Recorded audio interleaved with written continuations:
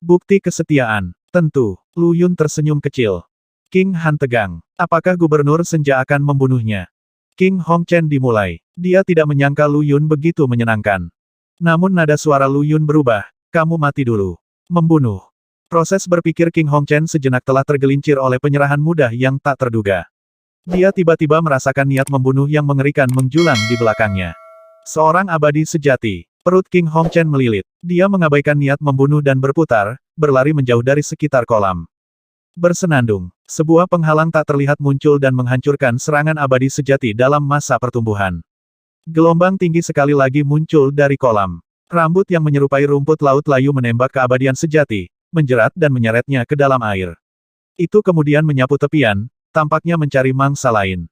King Hongchen duduk di tanah, terengah-engah. Haha, hahaha, Anda juga memiliki keabadian sejati. Dia mencibir, tetapi ada jejak keputusasaan di bawah bibirnya yang melengkung. Dia juga memiliki portal transportasi, tetapi setiap makhluk abadi yang dia panggil telah mati di sini. Apa yang? Lu Yun ternganga karena terkejut. Itu adalah salah satu infernum miliknya. Dia ingin prajurit bawah menyelinapkan pukulan fatal terhadap King Hongchen, lalu mundur kembali ke gerbang abis.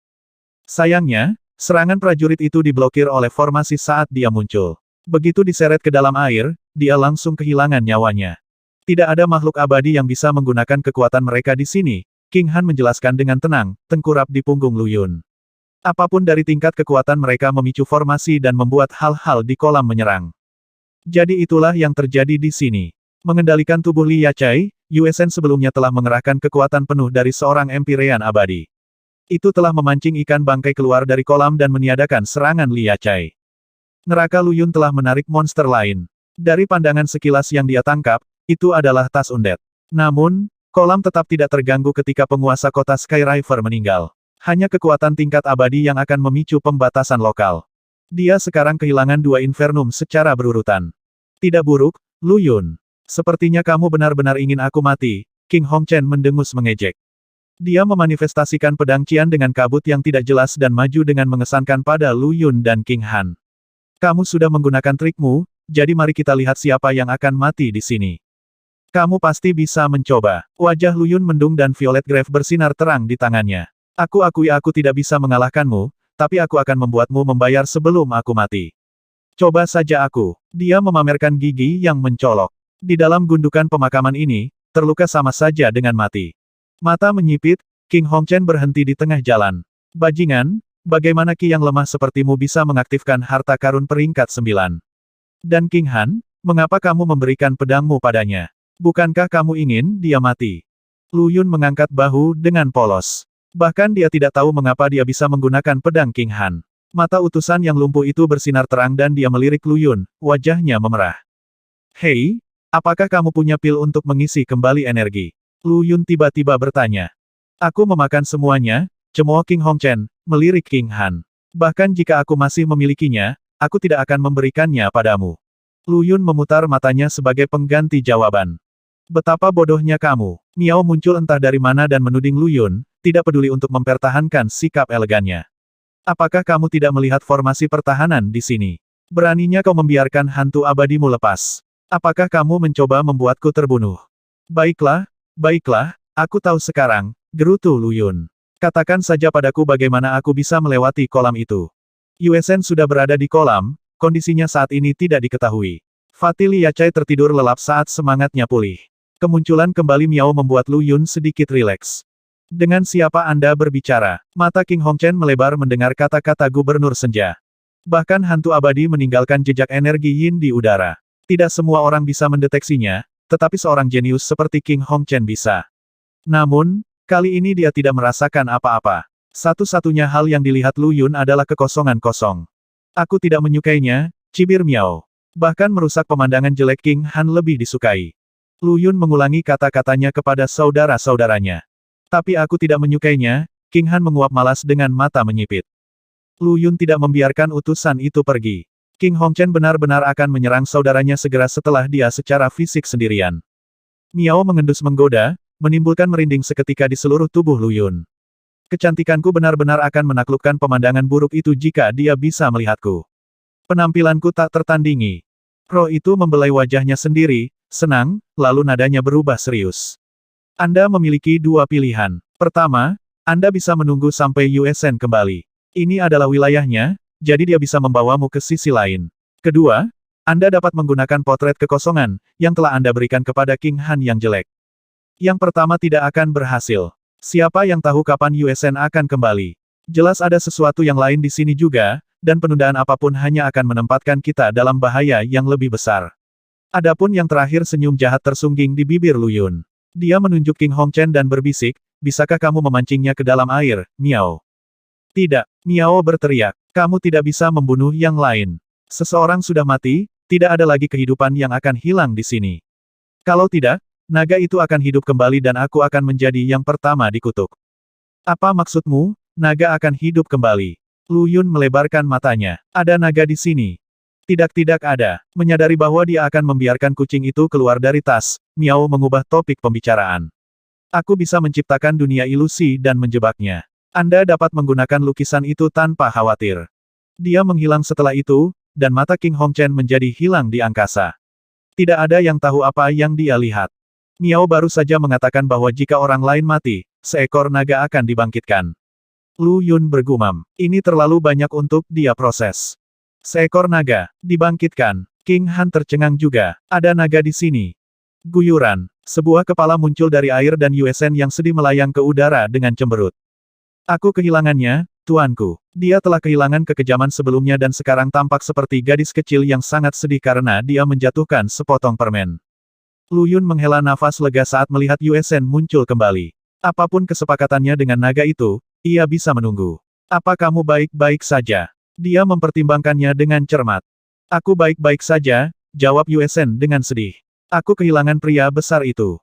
Tidak apa-apa, ada banyak orang lain di sini. Miao bilang ini wilayahmu. Apa yang ada di bawah air?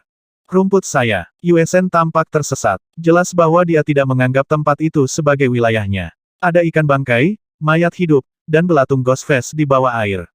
Dia berpikir sejenak lebih lama dan menyatakan dengan sangat yakin, dan itu bukan air biasa di kolam, tapi air bangkai. Makhluk hidup manapun akan mati jika mereka jatuh. Air mayat. Lu Yun secara refleks menggigil. Syukurlah dia tidak mencoba menyeberangi kolam secara impulsif. Dia mendapat kesan bahwa air bangkai cenderung kekuningan, berlumpur, dan umumnya berbau tengik. Kolam di depannya, sebaliknya, sangat jernih, seperti air biasa. Tanpa peringatan Yuesen, dia tidak akan tahu. Ketika orang normal bertabrakan dengan air mayat, yang terbaik yang bisa mereka harapkan adalah zombifikasi. Bagaimana kita bisa melewatinya? Ekspresi Lu Yun agak gelap. Air ini mungkin berasal dari mayat raksasa tempat mereka berada. 9 peti matiku mereka akan mengapung di air mayat, jawab Yuesen ragu-ragu, setelah beberapa pertimbangan. Air mayat tidak memiliki kerapatan, jadi bahkan sehelai bulu pun tidak akan mengapung di atasnya. Tapi peti mati saya agak istimewa, saya pikir mereka mungkin harus bekerja. Yah, patut dicoba. Lu Yun tidak terlalu percaya diri. Course water adalah zat khusus yang dikeluarkan oleh zombie dan mayat yang membusuk. Itu sangat beracun, dan setelah dikumpulkan, tidak ada yang bisa menyentuhnya tanpa dikonsumsi. Hanya beberapa spesies mengerikan tertentu yang bisa bertahan di dalamnya, seperti ikan bangkai, tas mayat hidup, lalat mayat dan sejenisnya. Jika mereka tenggelam, Anda harus turun dan menyelamatkan mereka, tambahnya. 9 peti mati Yuesen awalnya membentuk tata letak Ninephilia Spectre Fostering, dasar keberadaannya. Sekarang setelah mereka masuk, dan seni yang diasimilasi oleh gerbang abis, dia akan ada bahkan jika mereka tersebar, selama peti mati tetap utuh. Baiklah, Yuesen setuju dengan mudah.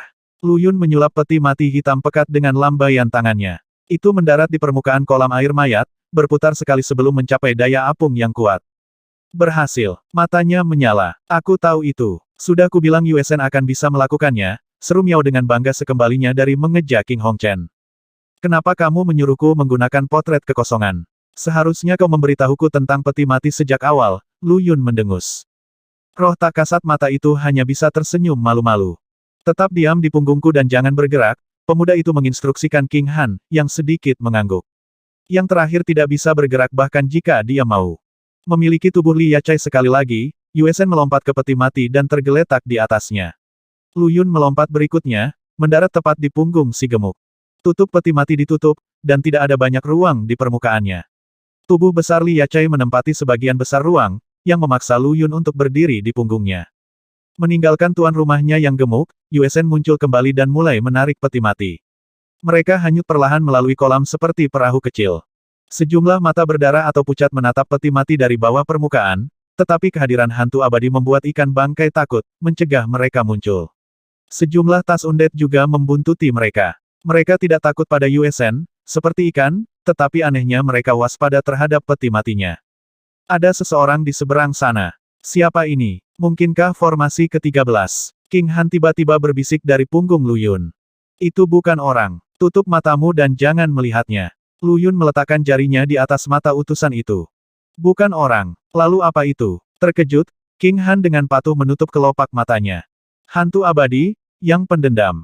Mata Lu Yun terpaku pada bayangan putih di pantai seberang. Itu mengenakan jubah putih yang cukup untuk menanamkan keputusasaan yang mengerikan. Helaian rambut panjang dan musang menjuntai ke kakinya. Itu berdiri diam di tepi air, punggungnya tampaknya menghadap ke Lu Yun dan kawan-kawan. Namun demikian, pemuda itu merasakan dua belati yang jelas dari racun yang mengebor ke dalam tubuhnya. Kebencian yang begitu kuat, hantu ini berbeda dari Yue Shen, yang takut padaku karena dia bergantung pada perasaan dan rasionalitasnya. Hantu ini dipenuhi dengan apa-apa selain kedengkian. Itu tidak takut padaku, dan aku yang sekarang tidak bisa mengusirnya. Dia tahu apa yang dia mampu. Dia adalah Raja Yama dalam daging, tapi sangat lemah. Hanya hantu abadi yang masih memiliki kesadaran yang takut padanya, bukan mereka yang dibutakan oleh kebencian. Aura otoritas destruktif yang dia pancarkan tidak cukup untuk membuat mereka takut. Itu masuk akal, di satu sisi. Orang gila tidak akan berlutut di hadapan seorang kaisar seperti yang dilakukan orang biasa. Pada tingkat kultivasi yang cukup tinggi, Lu Yun akan mampu menghapus pikiran kebencian hantu itu dengan satu gerakan, tapi dia masih sangat jauh dari titik itu. Begitu peti mati menyentuh pantai, dia melompat ke tanah kering dengan King Han di belakangnya, menempatkan ruang sebanyak mungkin antara hantu dan dirinya sendiri. Yue Shen, sekarang kembali ke tubuh Li Yachai, mengikuti dari belakang. Tebus untuk orang saya, sebuah geraman serak memekik dari rahang hantu itu. Angin sepoi-sepoi yang menyeramkan membawanya ke atas dan menerjang dengan agresif ke arah Lu Yun, rambut hitamnya terbelah untuk memperlihatkan wajah pucat dan mata merah. Hanya ada permusuhan mentah di belakang mereka, tidak ada yang lain. Kebencian yang luar biasa. Bagaimana hantu ini mati? Lu Yun tidak percaya. Dendam yang dia rasakan sangat mengganggu. Hantu normal yang memiliki tujuan yang longgar untuk diselesaikan tidak akan merasakan begitu banyak emosi. Emosi berlari begitu tinggi, mereka melonjak ke langit. Itulah satu-satunya cara Lu Yun bisa menggambarkannya. Meninggalkan tubuh Li Yachai, Yue Shen melayang dengan protektif di sisi tuannya. Tinggalkan kami. Dia menuntut, auranya sendiri menjadi tidak menyenangkan sekali lagi saat dia berbicara. Suasana terlarang turun ke luar biasa sebagai pantai menjadi hantu spektral. Kedua hantu itu bertarung dan mencabik-cabik satu sama lain dengan gila-gilaan. Hantu macam apa itu, sungguh. Lu Yun agak ketakutan. Yue Shen adalah hantu yang lahir dari pembinaan spektral Ninephilia. Salah satu hantu paling jahat dan kuat di dunia, dia mampu mengalahkan sebagian besar saudara-saudaranya yang lebih rendah.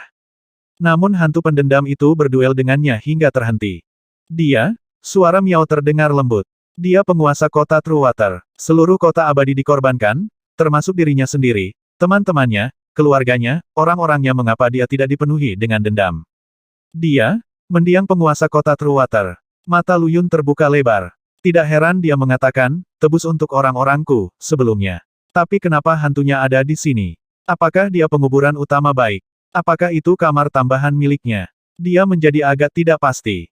Ada pintu batu tertutup tidak jauh dari sana, ruang paviliun pasti ada di belakangnya.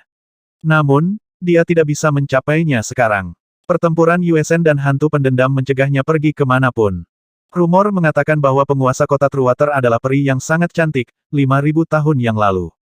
Dia pernah membentuk formasi yang membunuh 36 raja monster dari Laut Utara, yang menyebarkan ketenarannya jauh dan luas. Sayangnya, dia juga tidak bisa lolos dari turunnya Gunung Myriad Summit.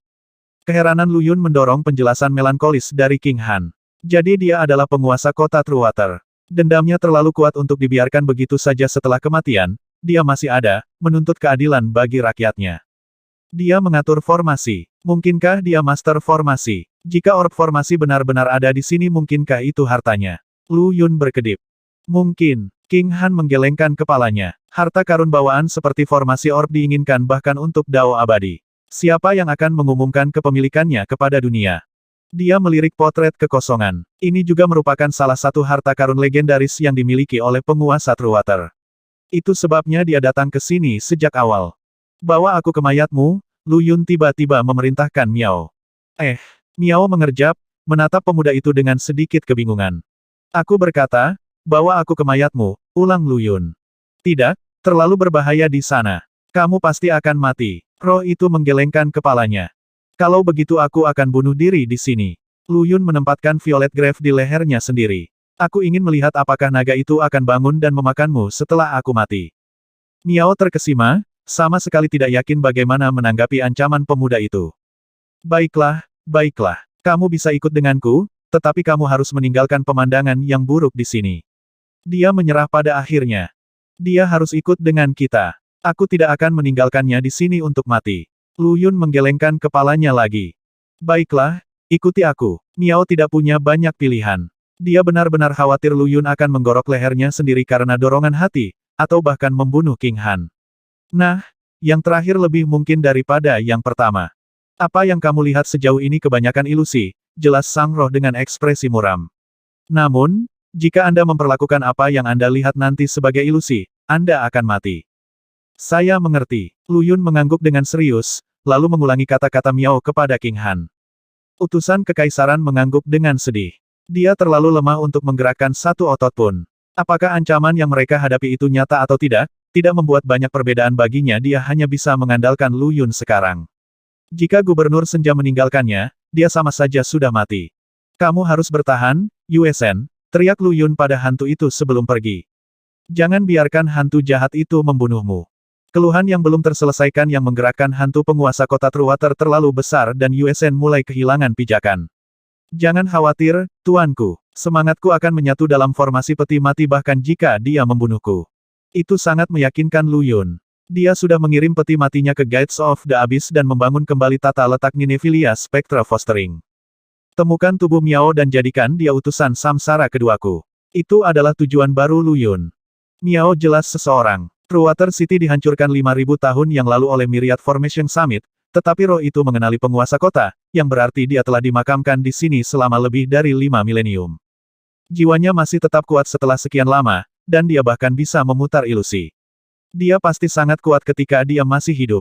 Lebih penting lagi, pengalaman dan ingatannya akan sangat berharga, memungkinkan Lu Yun untuk menghindari bahaya di gundukan pemakaman dan pergi kemanapun dia mau. Dia juga bisa menghadapi hantu penguasa kota. Di bawah bimbingan Miao, Lu Yun menaiki tebing curam dengan King Han di punggungnya dan memasuki lorong lain. Yang satu ini lebar dan lembab, menenggelamkan pergelangan kaki Lu Yun dalam air yang dingin sampai ke tulang. Semakin jauh dia melangkah, semakin dalam airnya. Ini bukan air mayat, kan? Lu Yun bertanya dengan gugup. Dulu ada sebuah danau besar di dekat kota True Water yang disebut Danau True Water, jawab King Han pelan. Air ini seharusnya dari danau itu. Lu Yun menghela nafas lega. Itu masuk akal. Jika ini adalah air mayat, aku sudah menjadi zombie.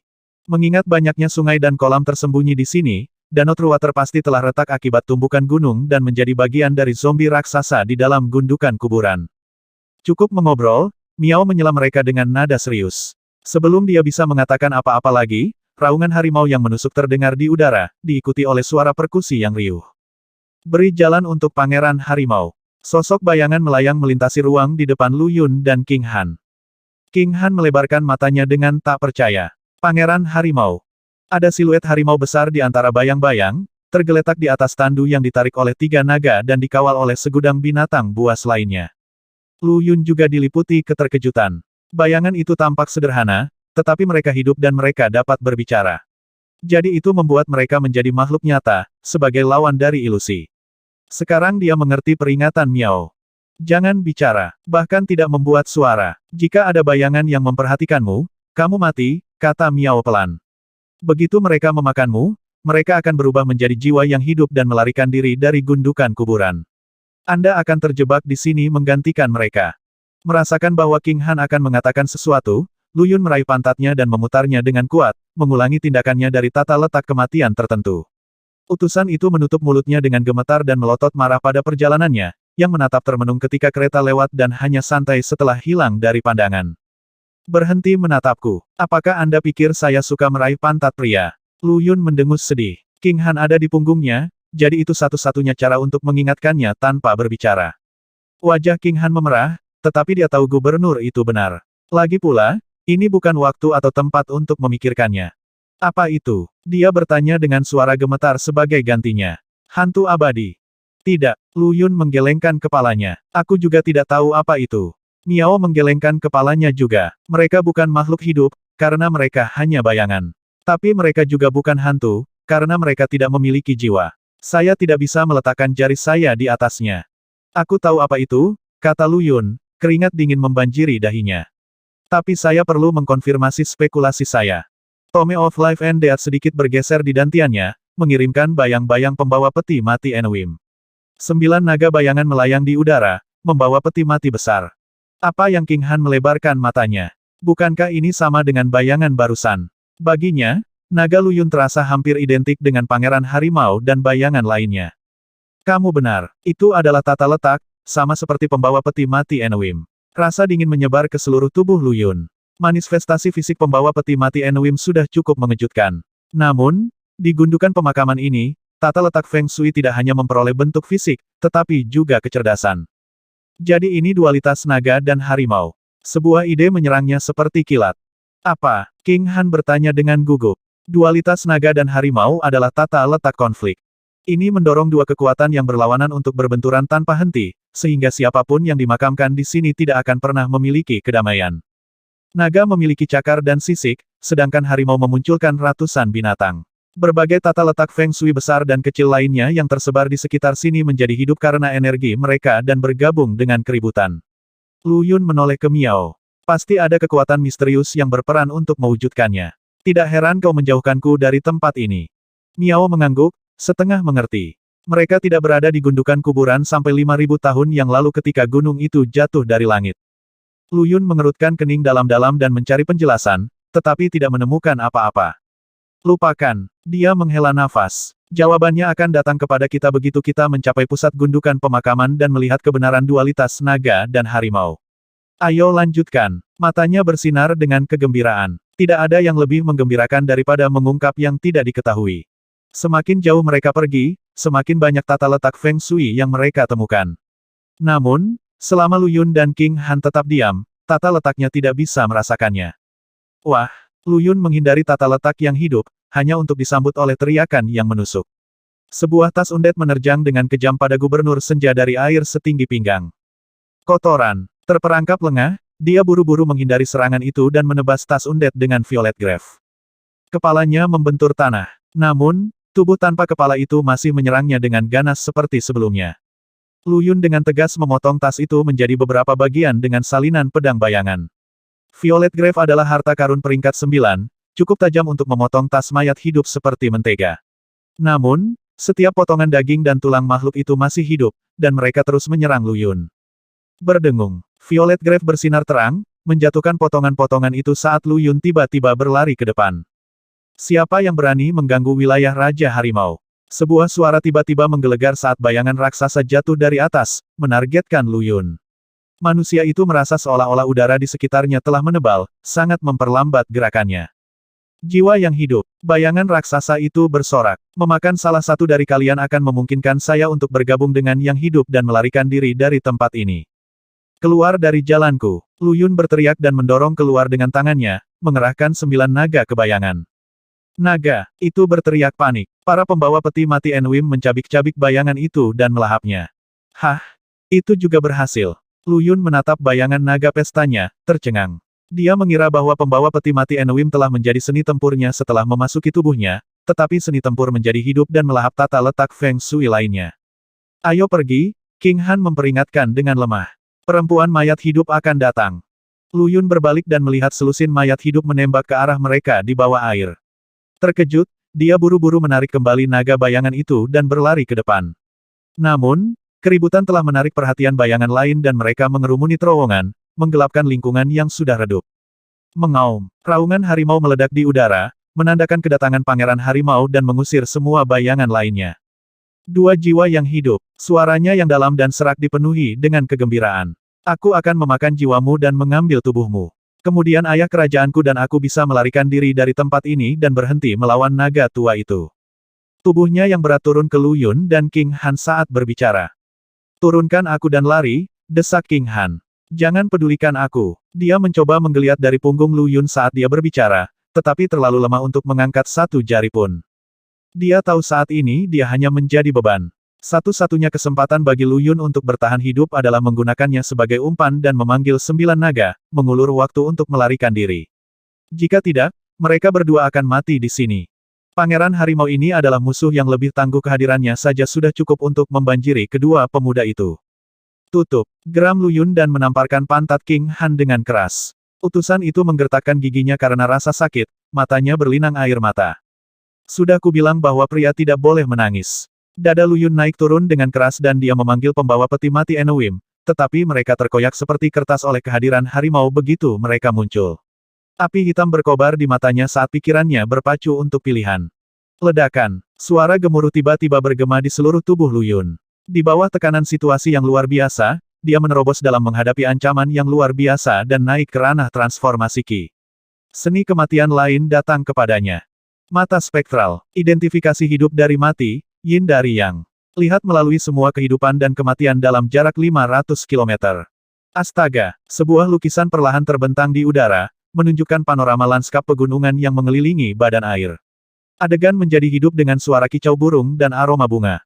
Lu Yun dan King Han merasakan pelonggaran tekanan seketika. Harimau raksasa itu langsung terserap ke dalam panorama, dan berubah menjadi seekor anak harimau yang bermain-main dengan pemandangan. Yu Ying perlahan berjalan keluar dari udara tipis. Yu Ying datang terlambat. Saya menunggu hukuman saya, Pak. Dia berdiri di air dan membungkuk sedikit. Kamu telah datang, dan itu yang terpenting, Lu Yun menghela nafas lega. Dia telah membuat terobosan di saat yang panas, memungkinkan Yu Ying dibangkitkan lebih cepat dari jadwal. Lebih penting lagi, karena tingkat kultivasinya yang meningkat saat mengaktifkan buku, dia sekarang telah pulih ke puncak keabadian sejati. Yu Ying sudah menjadi abadi sebelum kematiannya. Hanya saja 1000 tahun sejak kematiannya telah membuatnya melemah, jadi dia belum memulihkan kekuatan penuhnya ketika dia pertama kali menjadi utusan samsara. Ketika dia mati lagi dalam tata letak, dia dikembalikan ke Tome of Life and Death. Terobosan berikutnya Lu Yun telah memanfaatkan kekuatan buku tebal dan memungkinkannya untuk bangkit lebih awal, kali ini dengan kultivasinya pulih ke puncaknya. Dipenuhi dengan kekuatan abadi, Yu Ying sekarang dapat memanipulasi panorama kejelasan dengan lebih mudah, membiarkannya menggunakan kekuatan intinya untuk menyegel pangeran harimau. Selain itu, terobosan Lu Yun telah memberinya seni kematian yang kuat. Mata spektral, ini memungkinkan dia untuk menyaksikan semua kehidupan dan kematian dalam jarak 500 km. Dengan kata lain, tidak ada orang mati di area efek yang bisa lolos dari matanya. Dia bahkan bisa menggunakan seni untuk menentukan identitas orang mati, yang merupakan hal yang paling menantang tentang hal itu. Ini seperti luapan tidak, itu bahkan lebih berguna. Lu Yun hampir tidak bisa menahan kegembiraannya begitu dia memahami seni kematian yang baru diperolehnya itu akan memungkinkan dia untuk dengan mudah menemukan makam tersembunyi.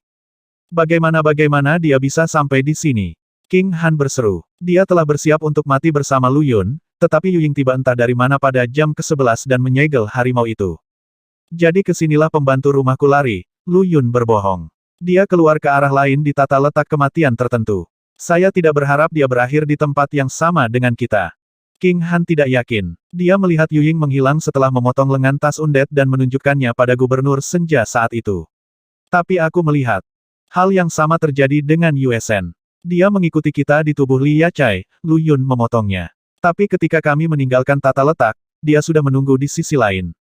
Oh begitu. Sekarang dia sepertinya ingat, King Han melepaskan kecurigaannya. Lu Yun menghela nafas lega, tapi kemudian rasa gemetar menjalari tulang punggungnya. Tunggu sebentar, kenapa aku peduli dengan perasaannya? Apakah saya? Bibir gemetar, warna terkuras dari wajahnya. Dia mengingat sekilas keindahan yang menakjubkan kembali dalam tata letak kematian tertentu. Apakah itu sebabnya? Tata letaknya pasti kuat. Itu mempengaruhi saya bahkan sekarang. Apa yang tidak akan saya berikan agar cewek cantik di punggung saya itu menjadi nyata, gumamnya. Cewek cantik apa? King Han berbaring di bahu Lu Yun, wajahnya memanas mendengar pernyataan itu. Hanya dia tidak, dia yang tahu bahwa batu bintang yang menyembunyikan penampilan aslinya untuk sementara telah dibuat tidak efektif dalam tata letak kematian tertentu, mengungkapkan dirinya yang sebenarnya. Apakah dia melihat saya? Pikirannya mengembara, jantungnya berdebar kencang. Huff. Tata letak kematian tertentu menciptakan ilusi seorang gadis cantik. Dia palsu, tapi dia benar-benar kecantikan terbaik. Tidak puas, Lu Yun mendecakkan lidahnya. Akan luar biasa jika dia nyata. Aku akan membuatnya menjadi milikku. Tidak? Tunggu, gadis itu sebenarnya adalah anak kurus di punggungku. Merinding muncul di sekujur tubuhnya saat kesadaran itu menghantam rumah. Turunkan aku. King Han mengamuk saat mendengar bisikan Lu Yun. Menjatuhkannya. Jika aku menjatuhkanmu, mayat hidup di dalam air akan merebutmu. Lu Yun tanpa sadar mencubit pantat King Han lagi. Utusan itu sangat frustrasi sehingga dia bisa menangis. Bersenandung. Yu Ying memblokade para mayat hidup yang datang dengan panorama of clarity, menyerap mereka ke dalam lukisan dan membakar mereka menjadi abu saat masuk. Emerald Mistfire miliknya paling kuat saat digunakan di dalam lukisan. Tempat itu sekarang sunyi senyap karena hilangnya Pangeran Harimau telah membuat bayang-bayang lainnya melarikan diri. Tampaknya panorama adalah kutukan alami untuk tata ruang hidup. Feng Shui dan formasi. Interaksi lanskap alam memunculkan tata letak dan formasi pertama. Panorama kejelasan mencakup medan geografis alami seperti gunung dan sungai, jadi tidak heran jika ia dapat memuat tata letak di sini. Kesadaran muncul di Lu Yun. Lukisan itu tidak akan efektif, jika tata letaknya tidak menjadi bayangan hidup. Itu bisa menyegel tata letak yang hidup, tetapi tidak yang mati. Manusia benar-benar aneh, komentar Miao penasaran saat mendengar pertengkaran Lu Yun dan King Han. Kamu memiliki perasaan untuk merusak pemandangan jelek di punggungmu, jadi mengapa kamu menyangkalnya? Tutup mulutmu yang bau, busuk, dan tidak berguna. Lu Yun menjadi marah. Dia memiliki perasaan untuk King Han. Seorang pria selingkuh. Lu Yun sangat yakin bahwa dia lurus seperti anak panah yang paling lurus.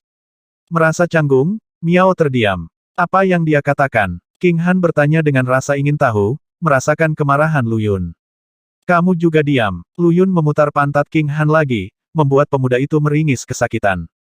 Saya pikir untuk jenis saya, menyentuh ekor satu sama lain adalah isyarat kasih sayang, kata Miao. Perusak pemandangan jelek itu tidak punya ekor, tapi bukankah itu berarti kamu menyukainya jika kamu terus mencubit pantatnya? Lu Yun mengepalkan tangannya dan mengangkat King Han lebih tinggi. Aku benar-benar tidak bisa menyentuh pantatnya lagi. Mengapa pantat pria terasa lebih baik daripada pantat wanita?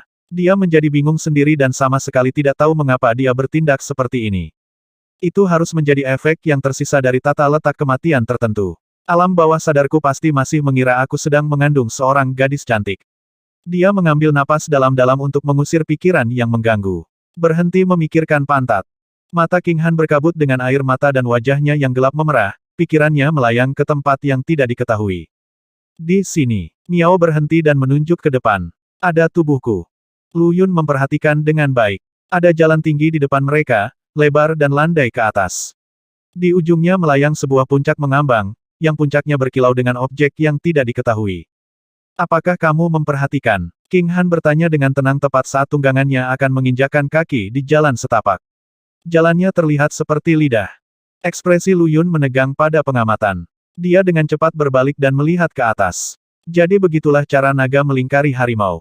Wajah manusia yang sangat besar mulai terlihat di atas mereka. Itu membentang lebih dari 6 mil, matanya melebar karena emosi. Sebuah kawah besar menusuk bagian tengah kedua alisnya, yang tampaknya menjadi penyebab kematian.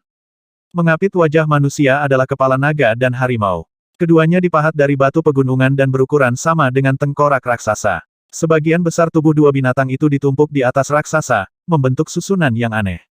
Dualitas naga dan harimau. Jadi ini adalah bentuk aslinya. Lu Yun juga bisa melihat mata harimau itu tertuju pada Yu Ying, sedikit kebencian mematikan di matanya. Tata letak terlalu besar, tidak akan mudah bagi Raja Harimau untuk bermanifestasi dan melarikan diri. Dia mengerti kekejaman di mata harimau. Peti mati, kata King Han samar. Apa? Lu Yun memiringkan kepalanya dan menatap utusan itu dengan kesadarannya. Setelah jeda yang disengaja, King Han menyampaikan sebuah kisah lama. Saya pernah membaca deskripsi ras aneh dari teks kuno yang diambil dari makam abadi. Mereka ada 100.000 tahun yang lalu, sebelum Perang Abadi. Setiap kali kerabat mereka meninggal, mereka diburu anggota ras lain dan digunakan orang sebagai badan peti mati untuk orang mati. Lu Yun ternganga. Kamu mengatakan gunung itu adalah gundukan pemakaman besar, tetapi juga bahwa tubuh raksasa itu tidak sesuai dengan rasio ukuran yang tepat dari orang mati ke tempat peristirahatan terakhir mereka, lanjut King Han dengan nada lembut dan terukur. Jika tebakanku benar, tubuh itu sendiri adalah peti mati. Seharusnya ada sebuah makam yang menampung peti mati, tapi itu dihancurkan. Gundukan pemakaman dan dualitas naga dan harimau didirikan setelahnya. Itu menjelaskan segalanya. Lu Yun menarik napas. Gunung pemakaman dan dualitas naga dan harimau mungkin didirikan oleh teman atau keluarga tubuh sebagai pembalasan. Tubuhnya juga tidak sebesar ini pada awalnya. Keluhan orang mati yang terkubur di peti mati memperbesar lingkungan setelah makam mereka digantikan oleh gundukan pemakaman. King Han mengangguk, tetapi membeku di detik berikutnya. Lihat, suaranya bergetar. Bukankah wajah itu terlihat seperti Yuesen? Itu. Jadi tata letak Nineveh momok pembinaan sebenarnya dibentuk untuk melindungi dan memelihara jiwanya. Mata Lu Yun melebar dengan syok, dan dia berbisik. Nasib terakhir Yuesen dalam hidup adalah menjadi peti mati. Seseorang telah menurunkan makam megah di sekelilingnya menjadi tidak lebih dari tumpukan tanah dan menetapkan dualitas naga dan harimau, yang memicu keluhan orang mati.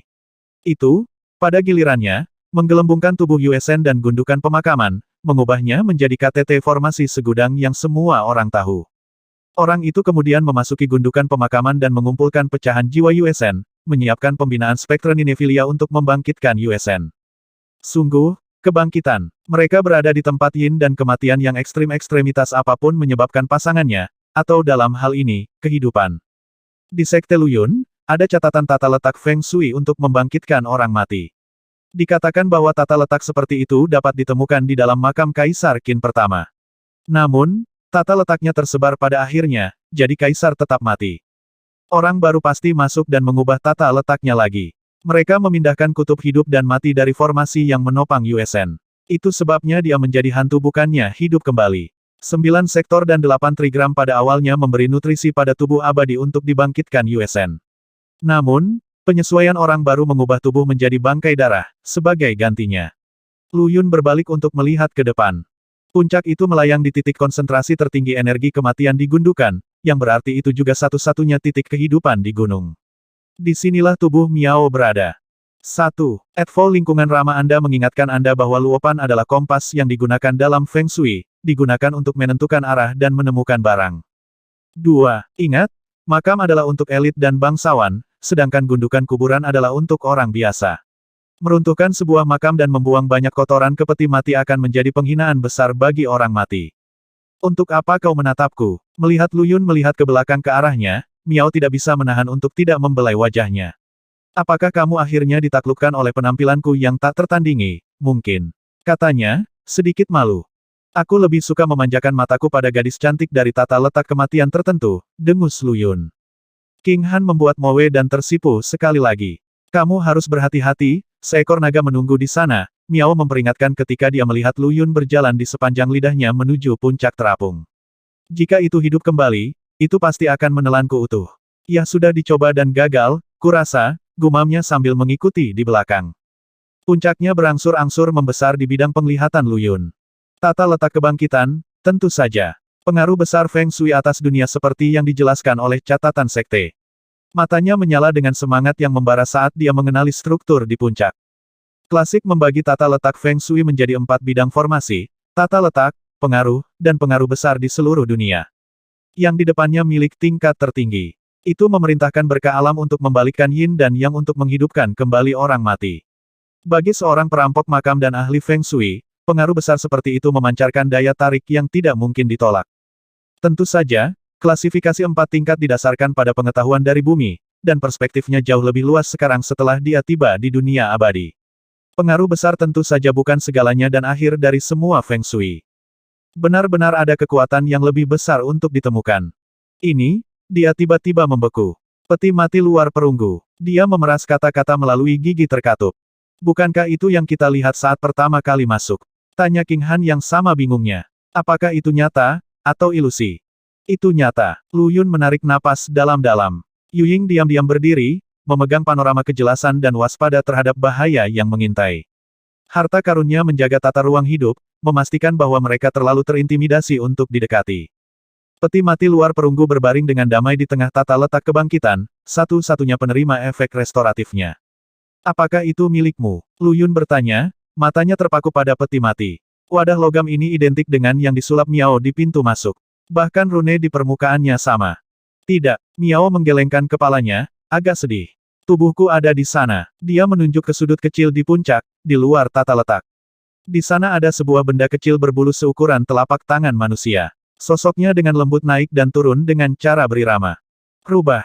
Lu Yun melongo dan menatap Miao. Itukah dirimu, rubah? Rubah. Saya kira Anda bisa mengatakan itu. Miao menatap kosong, lalu mengangguk, tampaknya tidak menyadari spesiesnya sendiri. Juga, kamu tidak mati. Mata spektral Lu Yun dapat membedakan status kehidupan dari makhluk itu. Betulkah? Miao berkedip. Jika demikian, mengapa saya berdiri di sini? Kamu sedang tidur. Lu Yun mengamati rubah kecil itu. Memang, itu hanya beristirahat, tubuhnya bergelombang naik turun dengan napasnya. Dan kamu sedang bermimpi. Gubernur Senja menganggap gagasan itu agak tidak masuk akal. Ini tidak lain hanyalah mimpi. Tidak ada apa-apa selain mimpi. Miao mengulangi, tercengang. Benar, saat ini, kamu hanyalah mimpi, sementara kami semua ada di dalam mimpimu. Itu sebabnya tidak ada seorang pun kecuali aku yang bisa merasakan keberadaanmu, karena kau tidak nyata, bisik Lu Yun. Rubah atau lebih tepatnya, jiwa Miao belum keluar dari tubuhnya, dan dia juga tidak melakukan perjalanan astral. Dia hanya bermimpi, murni dan sederhana. Legenda Tiongkok kuno berbicara tentang Wei Zheng yang membunuh seekor naga di dalam mimpinya. Sebagai manusia biasa, Wei Zheng tidak memiliki roh yang baru lahir dan tidak mungkin mengirim jiwanya keluar dari tubuhnya, namun dia telah membunuh Raja Naga yang jujur dan baik hanya dengan memimpikannya. Kasus Miao sangat mirip. Lu Yun dapat merasakan keberadaannya, berkat Tome of Life and Death, tetapi roh itu tidak dapat dilihat oleh semua orang, termasuk Yu Ying. Atau lebih tepatnya, dia tidak ada sama sekali untuk mereka. Dia bisa menyulap Fata Morgana dan menciptakan ilusi untuk menyesatkan korbannya karena seluruh gundukan kuburan telah menjadi dunia mimpinya. Tidak heran, itu menjelaskan mengapa naga itu tidak pernah berhasil memakanku. Bagaimana ia bisa menelan sesuatu tanpa substansi. Miao bertepuk tangan meriah. Tak lama kemudian, sosoknya mulai memudar, lalu akhirnya menghilang dari pandangan. Rubah kecil akan bangun. Yu Ying berbisik. Apakah itu Miao tak terlihat yang kamu ajak bicara? Kemungkinan itu juga membangkitkan minat King Han. Ah, sayang sekali, keluh Lu Yun. Saya pikir dia sudah mati, tapi orang menyebalkan itu hanya tidur siang. Karena Miao masih hidup, Lu Yun tidak bisa menerimanya sebagai utusan. Dia tidak bisa membunuh rubah kecil dengan baik, bukan? Saya mungkin akan mendapatkan pantat saya diserahkan kepada saya dalam perkelahian pula. Yaon rubah putih itu perlahan-lahan terbangun dari tidurnya, matanya yang besar seperti safir melihat sekeliling dengan bingung. Yip yip yip, menyalak, yap yip, dia membuka mulutnya dan menggonggong dengan lucu beberapa kali. Saya pikir saya sedang bermimpi. Dalam mimpiku, aku bertemu dengan seorang pria aneh yang memberitahuku bahwa aku sedang bermimpi. Sebuah suara bayi bergema dari bola bulu kecil itu. Miao, Lu Yun memanggil dengan ragu-ragu. Rubah itu membeku di tempat dan telinganya terangkat saat ia buru-buru berbalik. Lu Yun, jadi kamu bukan isapan jempol dari imajinasiku, tapi nyata. Tunggu, itu berarti semua yang ada di mimpi itu nyata. Rubah itu kabur menjadi kilatan putih saat menerkam Lu Yun. Jadi semuanya nyata. Meringkuk di bahu Lu Yun, rubah dengan lembut mengusap pipinya dengan cakar depannya. Seharusnya aku membiarkanmu tidur lebih lama. Lu Yun mengusap dahinya. Kamu tidak membantu sekarang. Kata siapa? Protes rubah yang tidak puas. Itu melompat turun dari bahu Lu Yun dan memancarkan cahaya seperti mimpi.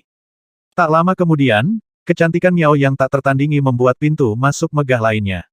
Hanya sekarang, ada ekor berbulu yang berayun di belakangnya. Sebuah cermin kecil di tangannya, dia mengagumi fitur-fiturnya, gambaran kesombongan diri.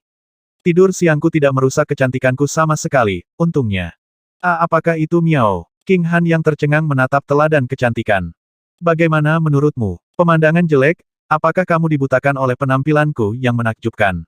Miao membuat giliran penuh, narsis seperti biasanya. Kamu tidak lain hanyalah roh rubah, King Han mencibir, tidak terpengaruh oleh julukan roh untuknya. Bagaimana denganmu? Apakah Anda begitu terpesona oleh kecantikan saya sehingga Anda tidak bisa berpaling? Miao berlari ke arah Yu Ying dan melakukan pose yang dia yakini sebagai pose gagah.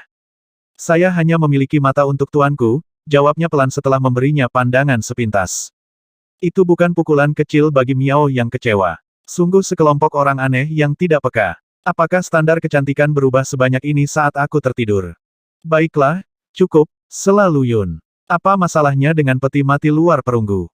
Mengapa ada peti mati di sini sejak awal? Peti mati luar dari perunggu adalah pertanda bahaya ekstrim. Belum lagi, yang satu ini bahkan menampung seekor naga, menurut roh rubah.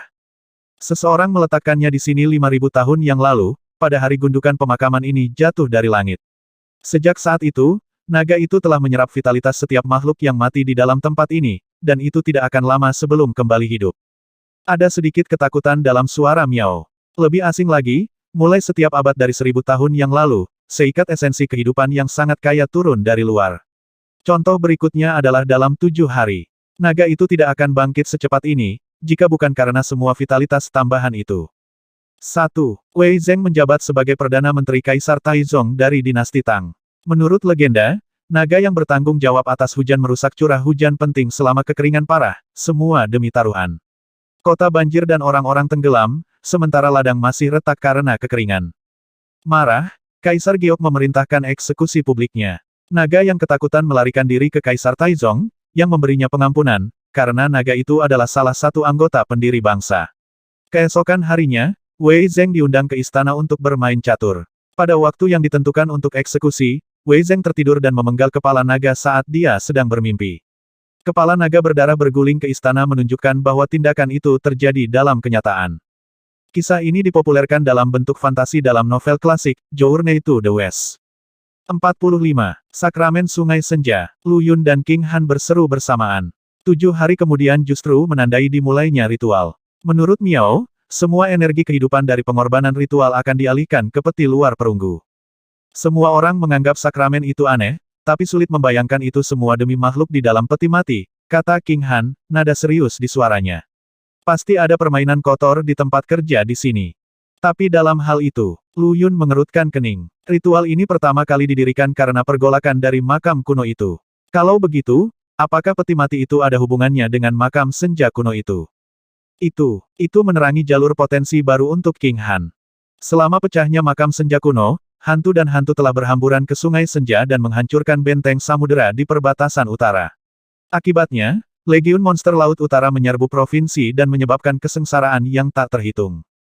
Dewa Sungai kemudian muncul secara pribadi dan menggunakan kekuatannya yang luar biasa untuk menutup makam kuno. Sebelum meninggalkan dunia, itu juga meninggalkan instruksi untuk sakramen Sungai Senja. Sejak saat itu, sakramen telah menjadi bagian integral dari provinsi, penduduknya selalu melaksanakan ritual setiap 100 tahun. Namun, sekarang jelas terlihat bahwa masalahnya tidak seperti yang terlihat. Sejak awal, esensi kehidupan yang dikumpulkan melalui ritual dimaksudkan sebagai persembahan untuk apapun yang ada di dalam peti luar perunggu. Apa yang sedang terjadi? King Han bergumam. Dia bisa merasakan sakit kepala yang berdenyut-denyut. Jika sakramen adalah skema gelap, lalu bagaimana dengan pemberontakan makam, atau dewa sungai? Apakah mereka semua bagian dari plot yang dibuat oleh penghuni undead makam?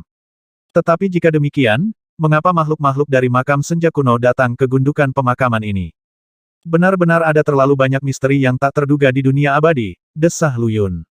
Bagaimanapun, kita harus menghentikan ritualnya. Adapun peti mati luar perunggu ini itu milikku sekarang. Senyum mengembang di bibirnya. Apakah kamu naga, atau sesuatu yang lain, kamu milikku selama kamu mati. Kalian tetap di tempat. Dia perlahan berjongkok dan menurunkan King Han ke tanah. Miao melangkah maju, siap membantu utusan itu. Jangan sentuh aku. Yang terakhir menangis mendesak saat dia melihat tangan Miao mendekat. Miao membeku, lalu dengan canggung menarik kembali tangannya dan bergumam, bisakah itu keengganan yang kulihat di wajah jelek yang merusak pemandangan itu? Apa aku masih kurang cantik? Datang dan bantu aku berdiri, King Han berbicara kepada Yu Ying. Dia menghela nafas lega ketika Miao melangkah mundur. Aku sudah memperingatkanmu, jangan pernah berpikir untuk mengingini Yu Ying kita. Lu Yun menggeram. Aku hanya tidak ingin pria itu menyentuhku. King Han tanpa tulang menjelaskan. Bagus. Lu Yun mengangkat bahu. Dia mungkin tidak menyukai roh binatang. Dengan anggukan, Yu Ying mendekati sisi King Han dan dengan lembut membantu utusan kekaisaran naik. Jika kamu benar-benar ingin menikahinya kamu perlu menyiapkan hadiah pengantin yang besar dan kuat. Dorongan untuk mengatakan ini tiba-tiba menyerang Lu Yun karena suatu alasan. Kulitnya langsung tertusuk-tusuk dari panasnya 4 pasang mata pembunuh. Maksudku, kamu juga bisa melewati itu, jika kamu mau. Dia melarikan diri dengan ekor di antara kedua kakinya. King Han menghela nafas pelan dengan lega. Aku tidak akan pernah menikah denganmu. Yu Ying membalas dengan sangat serius. King Han memutar matanya, tetapi tidak memberikan jawaban. Apa yang harus dia katakan tentang itu? Berdiri di pangkal lidah, Lu Yun mempelajari puncak terapung dengan sungguh-sungguh. Puncaknya sendiri adalah tata letak kebangkitan, pengaruh besar yang lengkap. Strukturnya sangat kontras dengan makam lainnya. Kemungkinan besar ditambahkan setelahnya. Awalnya ada tata letak kebangkitan lain di makam, yang dirancang untuk menghidupkan kembali Yuesen. Tapi kemudian diubah, menghasilkan transformasi menjadi hantu abadi. Kecuali jika dia salah, Miao adalah orang yang telah mencuri kesempatannya untuk dilahirkan kembali. Puncak mengambang ini muncul karena roh rubah, dan tata letak kebangkitannya telah menghidupkan kembali rubah. Namun, alih-alih terbangun untuk kesempatan kedua dalam hidup, dia jatuh tertidur lelap dan meliputi seluruh gundukan pemakaman di dunia mimpinya. Ini adalah bentuk pelestarian diri. Mimpi itu melindungi tubuh fisiknya dan mencegah penyusup mendekati puncak, sehingga tubuhnya memiliki cukup waktu untuk pulih. Tapi suatu hari, semuanya berubah. 5.000 tahun yang lalu, kedatangan peti mati luar perunggu telah mendorongnya keluar dari tata letak kebangkitan, memperpanjang tidurnya selama 5.000 tahun lagi. Tampaknya apapun yang terkubur di dalam peti mati bertanggung jawab atas kehancuran kota Truewater. Itu mengorbankan setiap jiwa yang hidup sebagai persembahan darah. Banyak dugaan berputar di benaknya. Tuan Kota Truewater menempatkan potret kekosongan di atas altar untuk menekannya dan mencegahnya diaktifkan. Altar telah hidup kembali begitu dia mengambil lukisan itu, memakan semua mayat hidup di reruntuhan. Tapi perempuan-perempuan ini adalah monster setengah mati tanpa esensi kehidupan sama sekali, jadi mereka adalah persembahan yang tidak berharga. Kalau begitu, bagaimana Tuan Kota mati? Karena dia telah menyegel altar dengan potret kekosongan, itu bukti dia masih hidup saat itu. Tapi dia sudah mati sekarang dan telah menjadi bagian dari barang-barang pemakaman, adakah sesuatu yang lebih menakutkan di sini? Sebuah ingatan tiba-tiba menyergapnya. Di dalam tata letak kematian tertentu, sesuatu telah membodohi dia dan Yuesen. Selama sepersekian detik, dia yakin bahwa dia telah mengungkap kebenaran tentang makam itu, tetapi sekarang dia menghadapi teka-teki lain. Jelas ada jauh lebih banyak di sini daripada yang terlihat. Tidak masalah, hal pertama yang pertama. Amankan peti mati luar perunggu dan tata letak kebangkitan. Dengan satu pemikiran, gemuruh diam bergema di kehampaan saat gerbang abis terbuka di belakangnya. Kekuatan melahap kolosal meletus dari dalam dan menelan puncak mengambang. Bersenandung. Sebelum momentum mengambil alih, lingkaran cahaya biru yang tidak jelas berdenyut dari permukaan peti mati dan menahan kekuatan itu, seolah-olah merasakan bahaya. Aku tidak akan bisa melakukan apapun padamu, jika kau masih hidup. Perlawanan firasat belaka akan menghentikan saya kedinginan. Dua api hitam hantu menyala di iris Lu Yun. Sayangnya bagimu, kamu sudah mati, dan orang mati adalah milikku untuk diperintahkan. Booming. Ledakan keras tampaknya mengguncang fondasi makam. Saat berikutnya, puncak terapung dan peti mati yang diletakkan di atasnya telah menghilang tanpa jejak. Rangan teredam terdengar dari Lu Yun dan ada bekas darah di sudut bibirnya. Peti mati itu sendiri tidak menghadirkan tantangan besar, tetapi membawa tata letak kebangkitan bersamanya lebih merupakan cobaan. Serangan balik yang sangat besar tidak membuatnya sama sekali tidak terluka. Item penyimpanan yang tangguh. Gumam King Han yang tidak bisa bergerak saat dia melihat pemandangan itu, bersandar di batu besar. Jelas bahwa Lu Yun telah memanggil item penyimpanan abadi yang sangat kuat, tidak ada penjelasan lain yang mungkin. Auwo, raungan berdering dari bawah tiba-tiba menembus udara. Sesuatu sepertinya perlahan mencakar dari jurang. Apa itu? Lu Yun tersentak dan melihat ke bawah secara naluriah. Sebuah tangan besar, pucat seperti kematian, tiba-tiba keluar dari kegelapan. Itu adalah mayat hidup yang sangat besar. Dia pucat. Kita berangkat sekarang. Dia mencapai King Han dalam satu ikatan, melemparkan pemuda itu ke bahunya, lalu berbalik dan berlari untuk hidup. Sebuah tas mayat hidup, sebuah tas undet raksasa telah merangkak naik dari jurang. Mengerikan, mata pucat penuh dendam, bingkai besarnya dipenuhi dengan aura kebencian dan kebencian yang menakutkan. Air mayat meluap dari tubuhnya, dan mencapai permukaan dalam waktu singkat. Itu menyelinap di jalan melalui mulut peti mati, mengakses tubuh yang tepat, dan mengejar kelompok Lu Yun. Tas ini tidak jauh lebih kecil dari peti mati, tapi anehnya, ia berhasil masuk ke dalam tanpa masalah apapun. Saat itu muncul di dalam peti mati, aura jahatnya mulai mencabik-cabik monster dan tata ruang yang sama.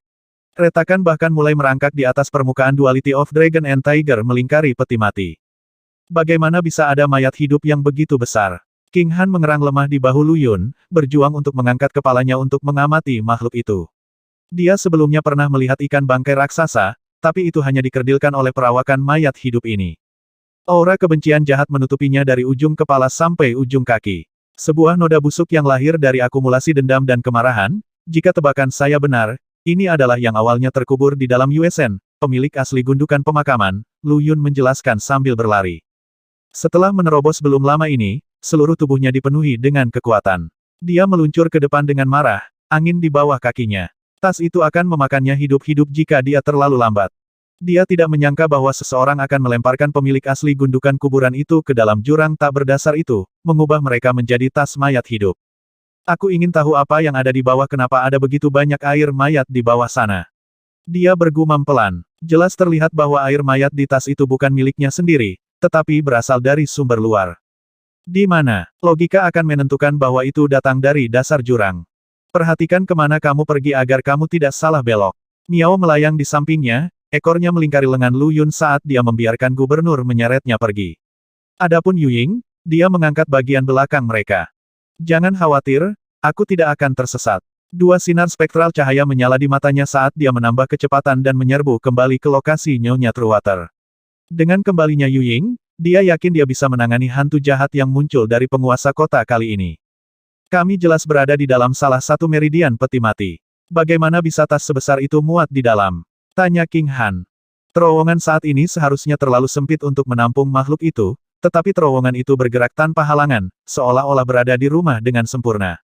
Kita berada di dalam peti matinya, tentu saja dia bisa datang dan pergi sesuka hati. Awas, turunkan kepalamu. Lu Yun menepuk paha King Han sebagai peringatan. Saat berikutnya, dia membungkuk pada dirinya sendiri dan masuk ke ruang yang lebih sempit. Penjahat kurang ajar, beraninya kamu masuk tanpa izin di kamar Pangeran Naga. Meledakkan raungan yang menggelegar. Kamar Pangeran Naga, Lu Yun bingung. Bukankah ini wilayah Pangeran Harimau? Dari mana, Pangeran Naga, ini berasal? Sebelum dia bisa sepenuhnya memahami apa yang sedang terjadi, sekumpulan bayangan menerkamnya. Bayangan besar dan drakonik berada tidak jauh di belakang kelompok itu. Mundur. Perintah angku dari bayangan naga segera membubarkan massa yang menyerang. Kemana Pangeran Harimau pergi? Itu menuntut. Tekanan yang diberikannya pada Lu Yun identik dengan tekanan Pangeran Harimau, keduanya begitu berat hingga mencekik. Namun, Yu Ying juga abadi, sekarang. Dia bisa menekan tata ruang hidup ini dengan panorama kejelasannya, termasuk Pangeran Naga. Pangeran Harimau. Dia meninggal. Lu Yun menjadi tenang. Dia mengangkat King Han dari pundaknya dan mengembalikan utusan itu ke punggungnya, di mana pemuda lainnya menghela nafas lega. Tidak, Pangeran Harimau belum mati. Ada sedikit harapan dalam suara Pangeran Naga. Di mana kamu mengirimnya? Kirim saya ke sana juga. Apa? Lu Yun bertukar pandang dengan Yu Ying. Pangeran Harimau dan aku memiliki kehidupan yang sama. Jika dia mati, aku juga akan menghilang. Pangeran Naga hanyalah bayangan, tetapi kerinduannya hampir nyata. Dia tidak mati. Sebaliknya, dia mengalami metamorfosis. Saya bisa merasakan bahwa dia berkembang ke level yang lebih tinggi. Suara bayangan naga itu rendah, tidak jelas, dan sama sekali aneh. Aku tahu apa yang sedang terjadi. Dia bertemu denganmu sebelumnya, bukan? Tempat yang dia tuju pasti menjadi alasan transformasinya. Yu Ying. Lu Yun melirik utusan yang brilian itu. Yu Ying. Sebuah pikiran muncul di kepala King Han. Panorama kejernihan. Tidak heran. Jadi Yu Ying tidak mati 1000 tahun yang lalu. Namun, dia tidak memikirkannya. Di dalam gundukan pemakaman ini, Lu Yun telah menunjukkan berbagai bakat luar biasa. Dia sendiri tidak kuat, tetapi kumpulan triknya telah menyelesaikan setiap masalah sejauh ini dengan mudah. Dia pasti memiliki banyak rahasia tentang dirinya. Gubernur ke-8 Provinsi Senja dikabarkan telah meninggal selama kesusahan surgawinya, tetapi apakah dia benar-benar mati atau tidak, siapa yang tahu. Itu 1200 tahun yang lalu, terlepas dari itu. Yu Ying mengerti maksud tuannya. Dia mengulurkan jari-jarinya, perlahan membentangkan panorama kejelasan. Lukisan itu menggambarkan gunung dan sungai dengan tinta yang dicuci, tetapi ada tambahan baru, seekor harimau kecil, tidur siang di tengah pemandangan. Di sana, suara Pangeran Naga dipenuhi dengan kerinduan. Kirim aku masuk. Aku bisa melakukannya, Lu Yun mengizinkan. Tapi pertama-tama, kamu harus memberitahuku bagaimana kita tiba di sini begitu tiba-tiba. Saya yakin kami berada di wilayah Pangeran Harimau. Aku membawa kalian semua ke sini. Pangeran Naga menjadi tenang sekali lagi. Jika tidak, kamu pasti sudah mati di tangan wanita undead itu. Lu Yun mengerutkan kening, tetapi tidak mengatakan apa-apa. Pangeran Harimau dan aku adalah roh yang lahir dari ruang ini. Dia dan aku terikat satu sama lain oleh keberadaan kita. Dia mewakili tubuh, dan aku, roh. Aturan di sini memaksa kita untuk berjuang mati-matian, tetapi mereka juga mencegah kita untuk bertatap muka. Kami hanya bisa melawan perang kami dengan proksi, seperti mengirim makhluk lain satu sama lain. Proksi kami juga lahir dari tempat ini. Lu Yun akhirnya mengerti situasinya. Dualitas naga dan harimau tidak bisa membiarkan kedua makhluk raja itu benar-benar bertatap muka. Jika mereka melakukannya, mereka akan bertarung sampai mati. Jika salah satunya hilang, tata letaknya juga akan rusak. Tidak heran mereka dipisahkan oleh dualitas tubuh dan roh. Dia mengingat kepala harimau di luar peti mati, dan racun di matanya. Kepala itu adalah bagian harimau dari tata letak, menelurkan pangeran harimau dari esensinya. Sekarang setelah pangeran harimau pergi, bagian tigrin akan menghilang tak lama kemudian, hanya menyisakan drakonik. Jika pangeran naga masuk ke panorama kejelasan juga, seluruh tata letak akan menghilang. Ini adalah ruang pikiran peti mati, tempat saya tinggal. Tas undead tidak bisa masuk ke sini, jadi kamu aman untuk saat ini, lanjut pangeran naga. Aha, jadi begitu. Lu Yun mengangguk. Jika pangeran naga mewujudkan roh dan pikiran, maka kediamannya adalah ruang mental murni. Tunggu sebentar, ruang pikiran apa? Peti mati itu bisa berpikir sendiri. King Han secara naluriah mundur. Tidak, itu bukan pikiran peti mati, itu adalah tas mayat hidup, koreksi pangeran naga. Dia adalah orang yang awalnya dimakamkan di makam. Karena dia berubah menjadi apa, jiwanya belum bisa memasuki roda reinkarnasi. Bahkan, itu terkikis menjadi ketiadaan. Selain itu, pikirannya diekstraksi dan menyatu ke dalam peti mati, jadi dia akan menderita selamanya. Mayatnya berangsur-angsur berubah menjadi tas mayat hidup, disegel di jurang oleh puncak terapung. Jika itu aku akan melakukan hal yang sama. Lu Yun mengangguk. Ini adalah satu-satunya pembalasan yang pantas. King Han meratakan mulutnya dengan jijik. Jangan melengkungkan bibirmu seperti itu, Gubernur Senja terkekeh. Apa yang akan kamu lakukan jika anggota keluargamu disuling menjadi peti mati? Dia bermaksud itu sebagai pertanyaan retoris. Aku akan melenyapkan ras sesat yang bertanggung jawab, lalu memperbaiki yang terkubur di keluargaku menjadi peti mati sendiri. Beri mereka rasa obat mereka sendiri, jadi untuk berbicara. Penderitaan yang dialami peti mati itu sendiri akan ditransfer ke pikiran orang yang dikuburkan. King Han terdiam beberapa saat. Keluargaku tidak begitu baik padaku, katanya pelan. Perasaan aneh memasuki hati Lu Yun. Sudah cukup, dia terbatuk pelan. Apa yang ada di dalam jurang? Dia mencoba memeriksanya menggunakan mata spektralnya, tetapi energi hidup dan mati di sana terlalu kacau. Dia tidak bisa melihat apapun kecuali orang mati yang penuh sesak. Aku tidak tahu, jawab Pangeran Naga. Tapi mungkin rubah melakukannya. Dia mengangguk pada Miao di dekatnya, yang menggelengkan kepalanya sedikit. Saya juga tidak tahu. Jurang berada di luar batas gundukan pemakaman. Saya mencoba pergi ke sana beberapa kali dalam mimpi saya, tetapi berakhir kembali ke sini setiap kali saya melompat. Gunung pemakaman mungkin mendarat di sini karena jurang itu, berspekulasi Lu Yun. Bisakah Anda membiarkan saya masuk ke lukisan itu sekarang? Sukacita antisipasi mewarnai suara Pangeran Naga. Lu Yun memiringkan kepalanya. Apakah kami akan terpaksa pergi jika kamu pergi ke lukisan itu? Dia bertanya. Perempuan mayat hidup sudah pergi, jawab Pangeran Naga dengan pemahaman yang sempurna tentang apa yang dia maksud. Tetap saja, kamu harus berhati-hati. Karena Anda melepaskannya dengan menghapus puncak terapung itu, tidak banyak lagi di sini yang bisa menahannya. Mulut Lu Yun sedikit terangkat ke atas, tapi dia tidak mengatakan apa-apa. Tidak banyak lagi di sini. Belum tentu.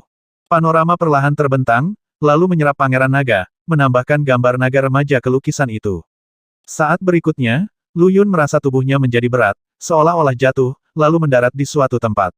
Namun, tidak ada apapun di bidang pandangnya yang berubah sedikitpun. Datang, kita harus pergi mencari Yuesen. Mama, hantu, selamatkan aku. Ratapan gempali Yachai terdengar dari kejauhan. Suaranya naik beberapa oktav, dia dengan erat menempelkan tubuhnya di atas batu besar. Pipinya yang lembek bergetar dan terombang-ambing seperti gelombang laut. Yuesen dan hantu pendendam masih bertarung tanpa henti di depannya.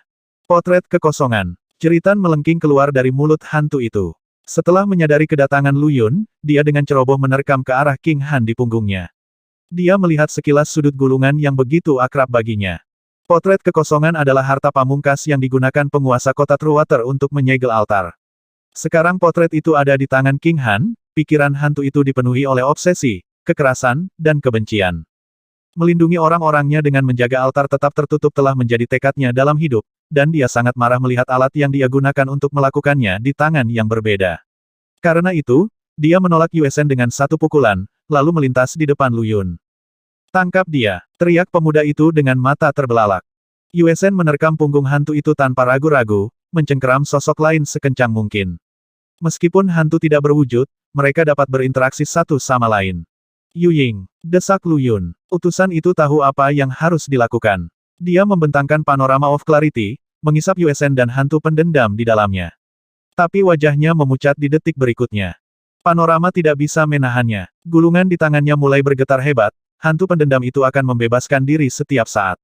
Harta karun yang kuat tidak mampu menekan hantu dan sejenisnya. Berikan gulungan itu padaku, Lu Yun menghela napas, lalu mengambil lukisan itu dari pelayannya. Membuka gerbang abis, dia mengirimnya langsung, hantu dan semuanya. Jika saya bisa membentuk inti emas dan memasuki ranah inti, saya akan bisa menggunakan gerbang di atasnya. Hantu itu terlalu kuat untuk seni kematiannya saat ini untuk menjadi efektif. Dia tidak bisa membiarkannya masuk begitu saja di dalam gerbang tanpa semacam filter, karena dia mungkin akan mati karena luapan energi. Gerbang dimanifestasikan melalui alam yin dan yang, yang berarti mereka bersifat sementara, bukan struktur fisik.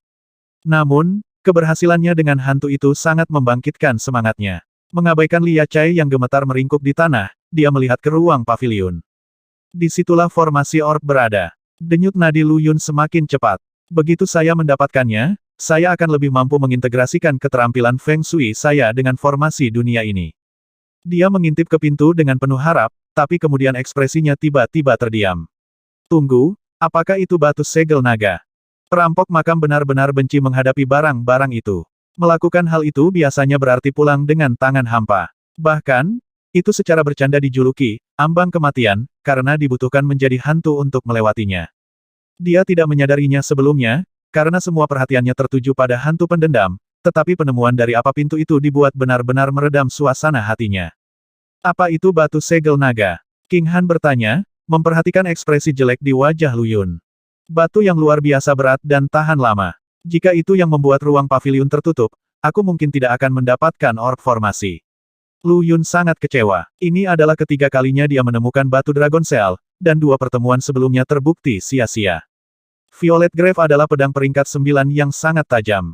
Itu harus cukup tajam untuk memotong batu segel naga, kata King Han lembut. Violet Grave, pedang peringkat 9, betulkah? Mata Lu Yun berbinar. Dia pindah ke batu. Turunkan aku dulu, King Han menambahkan dengan tergesa-gesa. Oh ya, kamu masih di punggungku, pria muda itu tertawa, dengan sedikit malu. Dia menurunkan temannya dan menyandarkan pemuda itu ke dinding. Jaga dia, Yu Ying. Iya pak, utusan itu mengangguk, berdiri di penjaga yang penuh perhatian.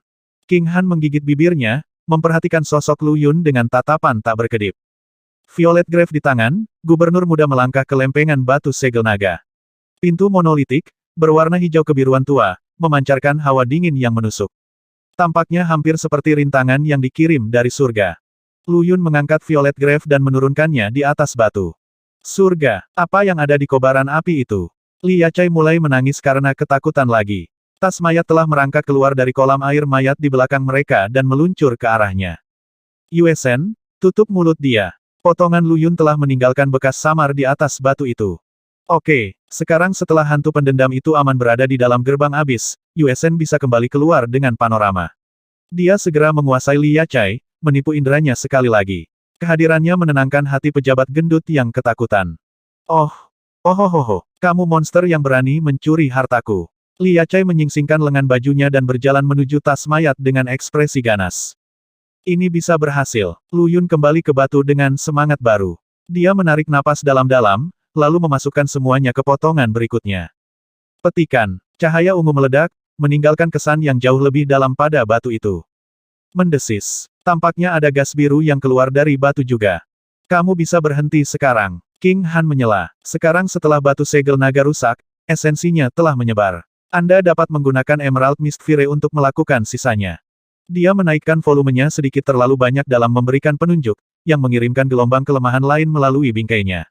Kenapa aku sangat lelah setelah menggunakan Violet Grave sekali saja, sementara dia baik-baik saja setelah sekian lama. Ketidakadilan dari semua itu agak mengecewakan King Han yang terkepung. Lu Yun adalah seorang kultivator alam Qi. Meskipun dia belum memanfaatkan kekuatan penuh Violet Grave, dia menggunakannya untuk menebas undead dan monster yang tak terhitung jumlahnya dalam penjelajahan mereka, dan dia bahkan menggunakannya untuk membunuh penguasa kota Skyriver, pembudidaya inti asal puncak. Akan terlalu berat bahkan bagi King Han untuk menggunakan harta karun peringkat 9 sedemikian rupa. Namun, Gubernur Senja bahkan tidak tampak tegang. Apakah dia memiliki nasib yang sama dengan pedang? Pikiran King Han mengembara ke dalam hayalan. Betul sekali. Dengan batu segel naga yang rusak dan esensinya terlepas, tata letaknya juga akan rusak. Lu Yun mengangguk. Batu segel naga itu berat dan tidak bisa ditembus karena ada tata letak yang tersembunyi di dalamnya, menekan semua yang disegelnya. Sekarang esensi batu telah menghilang dan tata letaknya rusak, itu hanya sebongkah batu biasa. Tiba-tiba, rambut Lu Yun berdiri. Lari, Yuying. Dari kolam air mayat di belakangnya muncul kepala raksasa. Itu adalah mayat hidup. Tas undet Titanic sedang merangkak ke darat. Terkejut, Yuying meraih King Han dan berlari ke arah Lu Yun, melemparkan bola api zamrud ke permukaan batu yang terpotong.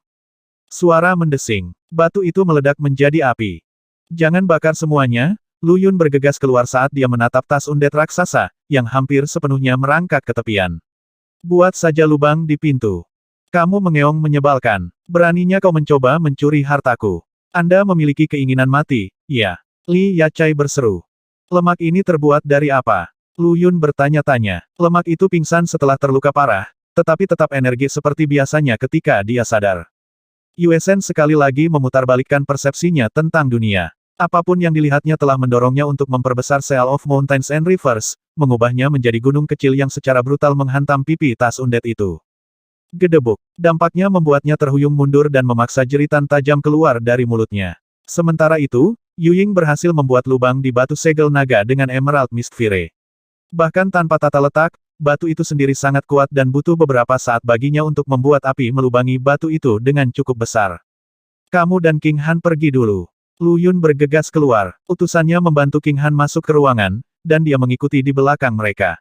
Miao sudah berada di dalam, karena dia bergerak segera setelah lubang dibuat. Apa-apaan itu? Li Yachai akhirnya melihat mayat hidup itu apa adanya. Dengan ratapan, dia bergegas ke ruang pavilion, nyaris tidak bisa memasukkan tubuhnya yang gemuk melalui lubang. Ruang pavilion hanya membentang sekitar 36 meter, tidak ada catatan apapun kecuali sosok di tengah ruangan. Tuan Kota Truewater, King Han berseru tanpa sadar.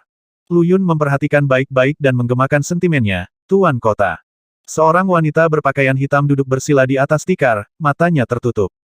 Kulitnya putih dan wajahnya halus, jubah sutra hitam yang dia kenakan sepenuhnya menonjolkan lekuk tubuhnya. Dia tampak sekitar 16 tahun, dan kecantikannya yang menakjubkan bisa menandingi Mo Yi dan Yuying.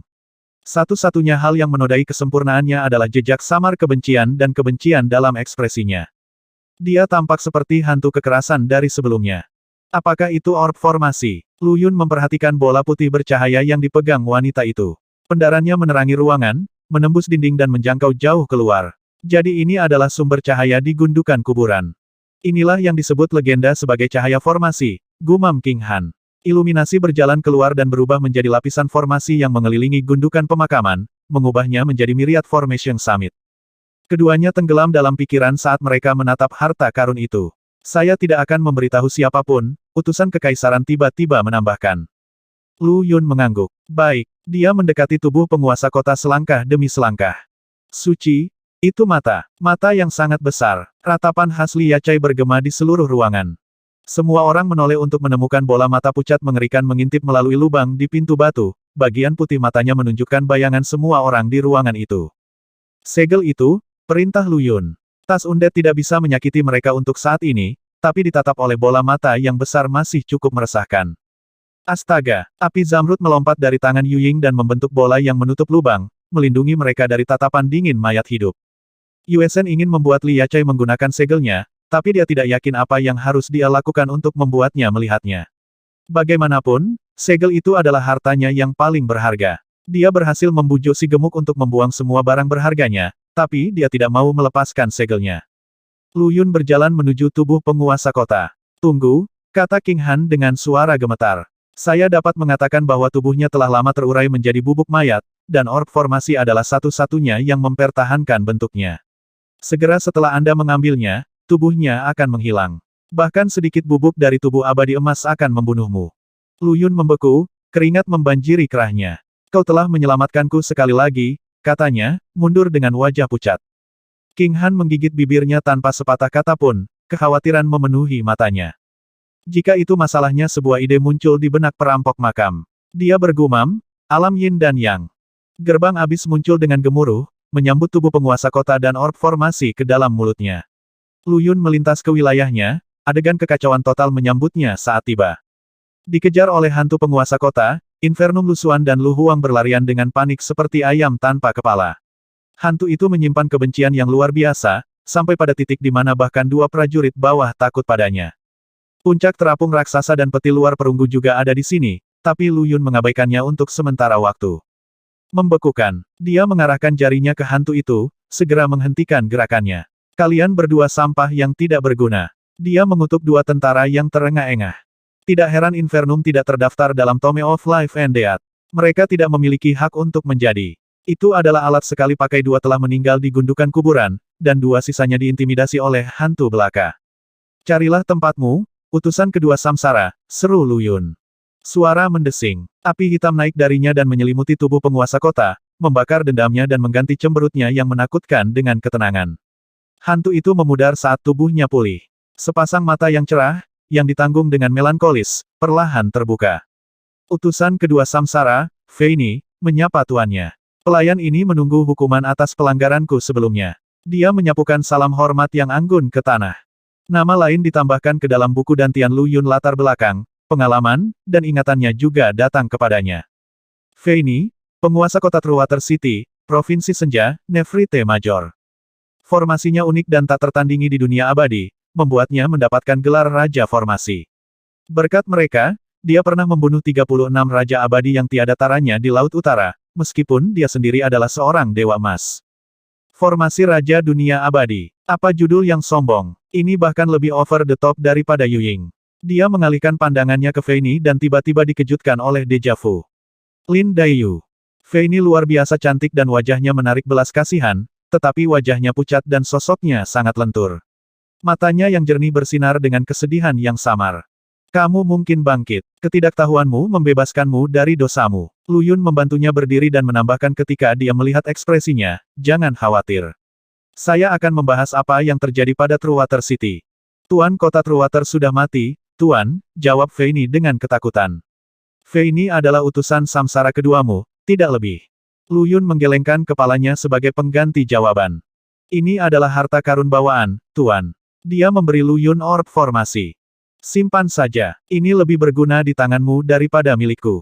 Lu Yun menggelengkan kepalanya. Ngomong-ngomong, aku telah menghadiahkan potret kekosonganmu kepada temanku. Memang, King Han sekarang adalah teman di mata Lu Yun. Mereka telah menyelamatkan hidup satu sama lain di gundukan pemakaman dan melewati bahaya kematian berdampingan. Apapun yang menjadi milik pelayan ini dalam hidup ini adalah milik Tuan sekarang, jawab Feini. Tuan dapat membuangnya sesuai keinginannya. Apa tingkat kultivasimu? Lu Yun bertanya dengan anggukan. Pelayan ini belum pulih ke puncakku, Tuan. Saya saat ini hanya abadi sejati. Dia telah menjadi abadi emas di puncaknya. Lu Yun mengerutkan kening pada wahyu yang tidak diinginkan. Sepertinya aku harus menemukan belatung Ghost Face untuk membunuh wanita undead itu. Seorang abadi sejati bukanlah tandingan tas mayat hidup raksasa, sehingga meninggalkan belatung sebagai satu-satunya pilihan mereka. Kekayaan pengetahuan Feini tentang formasi perlahan-lahan disaring ke dalam ingatan Lu Yun, digabungkan dengan penguasaan Feng Shui-nya dan meningkatkannya lebih jauh. Kerudung tampak terangkat dari matanya saat tata letak di gundukan pemakaman besar yang awalnya tidak dapat dia pahami menjadi jelas baginya. Ada sesuatu yang lain di dalam peti luar perunggu, Tuan, Yu Ying menyela, menunjuk ke peti mati. Ini memiliki akar yang sama dengan panorama kejernihan dan potret kekosongan. Oh, Lu Yun berhenti. Peti mati luar sangat berbahaya. Jika saya membukanya di luar gerbang, itu mungkin menyebabkan gangguan. Tapi di sini, semuanya berada di bawah kendali saya dan saya dapat dengan mudah menghadapi apapun yang terjadi. Pikiran itu mendorongnya untuk mendekati peti luar perunggu dan memecahkannya dengan sehelai rambut. Cahaya merah yang menyilaukan keluar dari sana. 1. Lin Daiyu adalah salah satu karakter utama dari novel Cina klasik Chao Suekin, Dream of the Red Chamber. Dia digambarkan sebagai wanita muda yang terdidik, cerdas, jenaka, dan cantik, namun lemah secara fisik, yang terkadang cenderung melankolis. Dia adalah karakter sastra yang sangat klasik.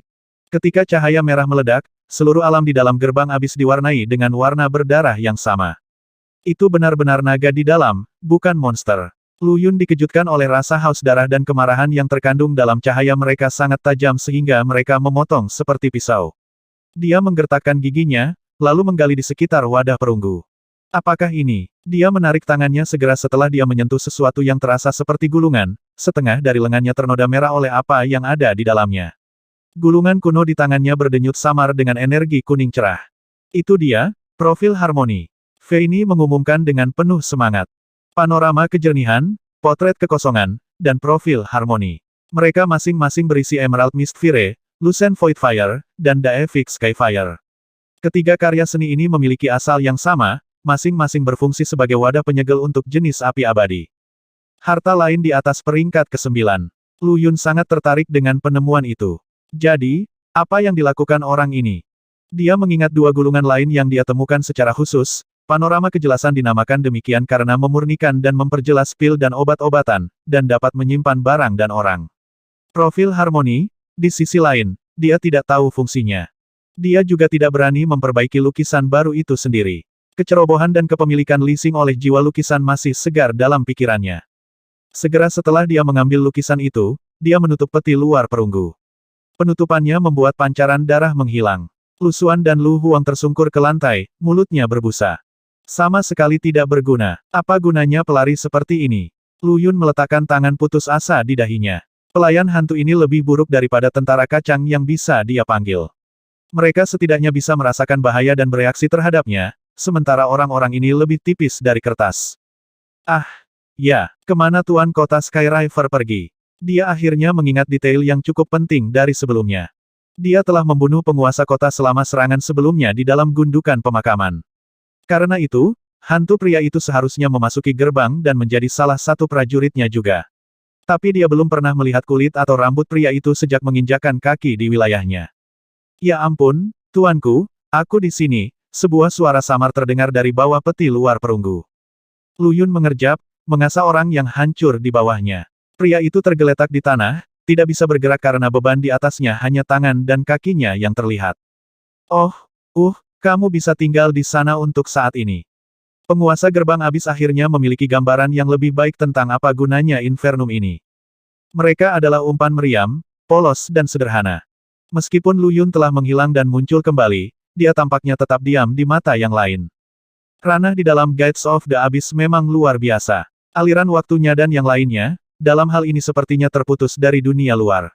Tidak peduli berapa lama Lu Yun menghabiskan waktu di sana, tidak ada yang berubah ketika dia kembali. Namun, dia tidak meminta Feini keluar bersamanya. Akan terlalu sulit untuk menjelaskan dari mana dia berasal, dan kultivasi abadi emasnya berarti ada risiko bahwa pembatasan senja kuno terhadap keabadian emas akan dipicu, meskipun kekuatannya saat ini ditekan. Apakah kamu menyingkirkan mayatnya? Tanya King Han. Di matanya, Lu Yun baru saja berbalik setelah melambaikan tangannya. Ya, mengangguk Lu Yun. Apakah kamu mengenali ini? Dia mengangkat profil harmoni, menarik perhatian temannya. Itulah profil harmoni. King Han sedikit terkejut. Itu juga berisi api abadi di dalamnya Daefik Sky Fire. Itu pada level yang sama dengan Emerald Mist Fire dan Lucent Void Fire. Apakah kamu membutuhkan benda ini? Lu Yun telah dihargai mahal dalam perjalanan ini dengan orb formasi dan utusan barunya. King Han menggigit bibirnya, lalu menggelengkan kepalanya. Potret kekosongan sudah cukup bagiku. Dia merasa malu, Lu Yun menyadari, setelah mendapatkan potret itu. Lagi pula, dia tidak banyak membantu apapun di gundukan kuburan. Sebaliknya tanpa gubernur senja untuk menjaganya, dia pasti sudah lama binasa. Dia telah mengambil potret kekosongan karena betapa pentingnya itu baginya, tetapi profil harmoni tidak lebih dari harta generik yang kuat di matanya.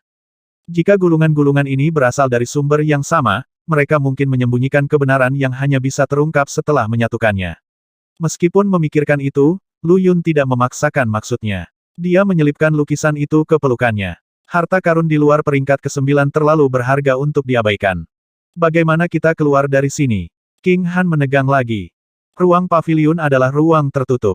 Selain lempengan batu segel naga, sepertinya tidak ada jalan keluar lain. Sayangnya, cara mereka masuk dihalangi di sisi lain oleh mayat hidup raksasa yang membuat darah mereka menjadi dingin. Sekarang setelah mereka berdua mendapatkan apa yang mereka cari, melarikan diri adalah tujuan terpenting mereka.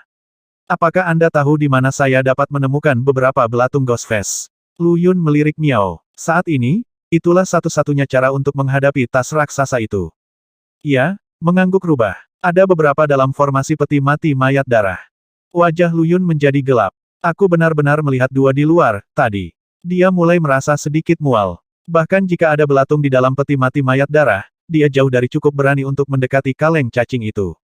Dari apa yang dia ketahui sebelumnya, mayat darah itu mungkin dimaksudkan untuk menjadi tubuh abadi bagi Yuesen yang baru bangkit, pada suatu waktu. Tubuh tersebut hanya menjadi mayat darah dalam keadaan yang sangat tidak biasa. Faktanya, dia memiliki firasat yang cukup bagus bahwa peti mati telah dizombifikasi karena pengaruh Blood Course dan mungkin pengaruh orang lain. Itu adalah keberuntungan yang luar biasa bahwa seseorang telah mengumpulkan pecahan jiwa Yuesen sebelumnya. Jika tidak, bahkan itu akan membangunkan peti mati mayat zombifikasi dan zombie yang sangat besar akan menghancurkan seluruh dunia sejak lama. Saya pikir dua yang saya lihat yang belum menetas adalah satu-satunya di gundukan yang dapat diakses. Miao mengangkat bahu tak berdaya. Belatung hantu dan lalat mayat semuanya berasal dari peti mati mayat darah. Lu Yun mengerutkan alisnya, mencoba mencari solusi. Perempuan itu baru saja pergi. Suara Yu Ying memotong pikirannya. Dia memperhatikan kepergian mata raksasa di sisi lain tabir kabut.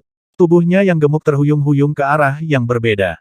Ada seseorang di sana. Melalui lubang itu, utusan Lu Yun bisa melihat apa yang ada di sisi lain kolam air mayat. King Hongchen hadir, bersama dengan orang lain. Formasi ke-13. Dia akhirnya muncul sekali lagi. Saat ini, dia sedang sibuk berlari menuju lorong di tebing di atas kolam, menggenggam erat batang keturunan King. Gerakannya telah menarik perhatian si undead raksasa, dan makhluk itu sekarang mengejar. Formasi ke-13. Tunggu sebentar, itu bukan dia, itu bahkan tidak hidup. Alis Lu Yun berkerut lebih jauh saat berpikir. Ada formasi aneh di sisi lain kolam yang mencegah kekuatan tingkat keabadian digunakan. Itu juga melayani tujuan ganda memanggil monster di dalam kolam untuk memakan sumber apapun yang ditekannya. Namun, kekuatan tingkat keabadian formasi ke-13 tidak memicunya sama sekali. Satu-satunya penjelasan adalah bahwa dia adalah salah satu yang mati di dalam gundukan itu, menyamar sebagai master formasi. Hanya penduduk asli gundukan itu yang bisa begitu bebas dari formasi di sini. Kita harus bergegas sementara tas itu terganggu. Di galvanis, Lu Yun meletakkan King Han di punggungnya lagi, lalu merangkak keluar melalui lubang di pintu. King Han tampaknya akhirnya terbiasa dengan perjalanannya dan dengan patuh tetap diam. Hanya apa yang terjadi di sini? Mengapa saya masih bisa melihat begitu banyak harta karun? Aku hanya ingin hidup. Li Yachai menangis lagi, Yuesen hanya bisa menggelengkan kepalanya. Si gendut memiliki kegembiraan yang cukup untuk satu hari, sampai pada titik di mana kondisi mentalnya mulai retak karena semua ketegangan. Yuesen bisa menipu inderanya, tetapi kendalinya atas pikirannya tergelincir. Diam dan ikuti aku. Teriak Lu Yun. Li Yachai gemetar hebat, tetapi menempel pada pemuda itu seperti lem. Yuesen nongkrong tepat di belakangnya, seperti biasa. Kita bisa mengelilingi kolam air bangkai dengan cara ini, kata Miao. Tas undead raksasa baru saja berenang melintasi kolam dan belum sepenuhnya keluar dari sana, jadi rute itu jelas terhalang. Untungnya, roh rubah mengetahui seluk-beluk seluruh gundukan itu. Bagaimanapun, dia telah bermimpi di tempat ini selama ribuan tahun. Pimpin jalannya, kata Lu Yun. Miao melayang ke depan, dengan rajin membimbing yang lainnya melewati sarang lebah dari tebing dan gua. Cara ini, dia terjun ke bagian yang sangat lebar. Lu Yun dan yang lainnya mengikutinya. Lorong itu sangat lembab, dan genangan air yang menusuk tulang sampai ke lutut mereka. Sebagian besar ikan bangkai bergerak ke sana kemari di dalam air, tentakel mereka yang seperti lengan tak henti-hentinya membentuk formasi demi formasi ke arah kelompok itu. Yu Ying membentuk segel pedang, mengirim 7 pedangnya untuk membantai ikan secepat yang dia bisa. Hati-hati, pria besar di depan, Miao berteriak histeris. Di depan mereka ada ikan bangkai yang panjangnya lebih dari 36 yard, mata merah marunnya menatap Lu Yun tanpa berkedip. Kita akan memotong jalan kita, teriak Gubernur Senja. Bersenandung, ekspresi Yu Ying sangat indah dalam kesejukannya. Jubah putihnya berkibar di belakangnya, menandakan terbangnya 7 pedangnya dalam sinar cahaya pelangi. Mereka menyusun diri menjadi formasi pedang di udara, lalu merobek ikan bangkai raksasa menjadi pita di saat berikutnya. Guyuran, kepala ikan itu jatuh ke dalam air, menimbulkan riak berdarah. Lengan putihnya berputar dan berputar, mencengkeram udara kosong. Yuesen menghela nafas dengan kecewa. Dia ingin memakan ikan itu, tetapi tingkat kultivasi Lu Yun yang meningkat memberinya otoritas tambahan yang cukup untuk menghambat beberapa naluri hantunya. Dia sudah bisa mempertahankan alasannya sedikit lebih baik. Bagian itu tampaknya membentang selamanya. Semakin banyak air memenuhi jalan ke depan, sampai tidak ada udara yang tersisa sama sekali. Lalat mayat semuanya telah menghilang, digantikan dengan kegelapan tanpa akhir. Cahaya orb formasi seharusnya menerangi jalan mereka, tapi itu ada di dalam gerbang abis sekarang. Untungnya, kultivasi Luyun memungkinkan dia untuk menahan napas lebih lama dari orang normal. Setelah entah berapa lama, cahaya merah marun muncul sekali lagi. Oh, tidak, nada ketakutan Miao terdengar. Di ruang terbuka lebar di dekat ujung lorong, sepasang mata pucat menatap tepat ke arah mereka. Itu adalah tas raksasa. Sudah menunggu di sini untuk mereka selama ini. Kenapa dia ada di sini? Bagaimana dia tahu jalan mana yang akan kita ambil? Miao berteriak kaget. Mayat hidup Titanic jelas sedang menunggu. Terpojok, King Hongchen dan formasi ke-13 gemetar bersama dalam bundel yang menakutkan. Menggunakan pemuda itu sebagai tameng, Master Formasi tampaknya sedang mengukir garis formasi ke lantai dengan batu roh. Ini peti matinya, Lu Yun menjelaskan dengan serius. Kesadarannya telah dimasukkan ke dalam peti mati, yang membuatnya ada di mana-mana di ruang ini. Kita tidak bisa lepas dari akal sehatnya, kemanapun kita pergi. Dia menarik kakinya keluar dari air dan menatap lurus ke tas mayat hidup. Melarikan diri bukanlah pilihan. Monster itu tiba-tiba bergerak dan telapak tangan besar seukuran gunung kecil mencengkeram Lu Yun dengan ganas. Bersenandung, Yu Ying dengan cepat membuka panorama of clarity, mewujudkan pemandangan yang menghalangi tangan raksasa itu. Gedebuk, wajah paling spontan, dia memuntahkan seteguk darah saat kekuatan yang luar biasa memukul punggungnya.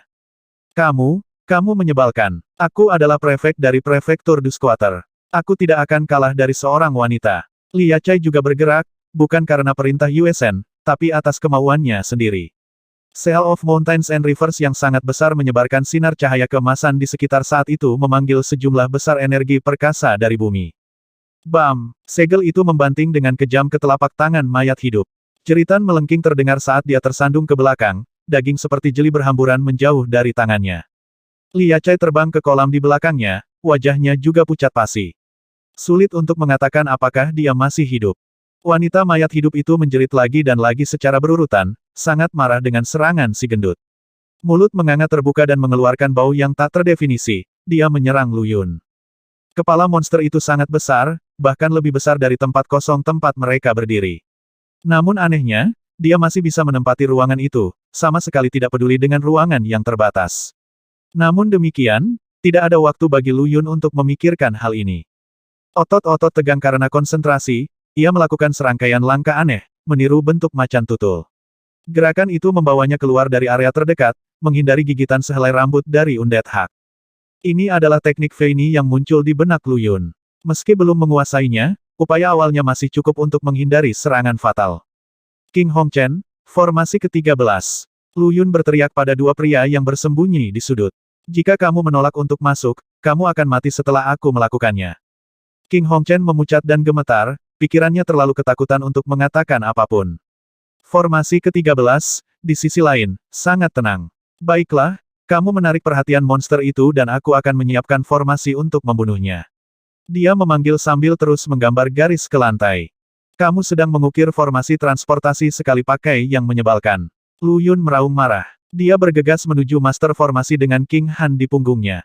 Wajah master formasi mendung saat dia melihat Lu Yun memahami rencananya dan memimpin mayat hidup itu ke arahnya. Dia bukan formasi ke-13, kata King Han lemah. Aku tahu, bisik Lu Yun sambil berlari. Pria itu jelas-jelas kerasukan, atau jiwa lain telah menggantikan yang asli. Itu seseorang dari sekte abadi yang diagungkan. King Han telah memulihkan sebagian kekuatannya. Dia menilai master formasi dengan mata kritis dan bergumam, ini aneh. Mengapa seseorang dari sekte abadi yang diagungkan ada di sini, dan mengapa mereka mengambil alih tubuh formasi ke-13? Apa? Lu Yun bergidik. Sekte abadi yang mulia, dia ingat orang-orang mereka di makam Yu Ying. Sekte itu telah mengatur Yu Ying untuk mati di bawah kesengsaraan surgawinya untuk mendapatkan panorama kejelasan, tetapi Wayfarer telah mengumpulkan harta itu dan menguburnya dengan cintanya.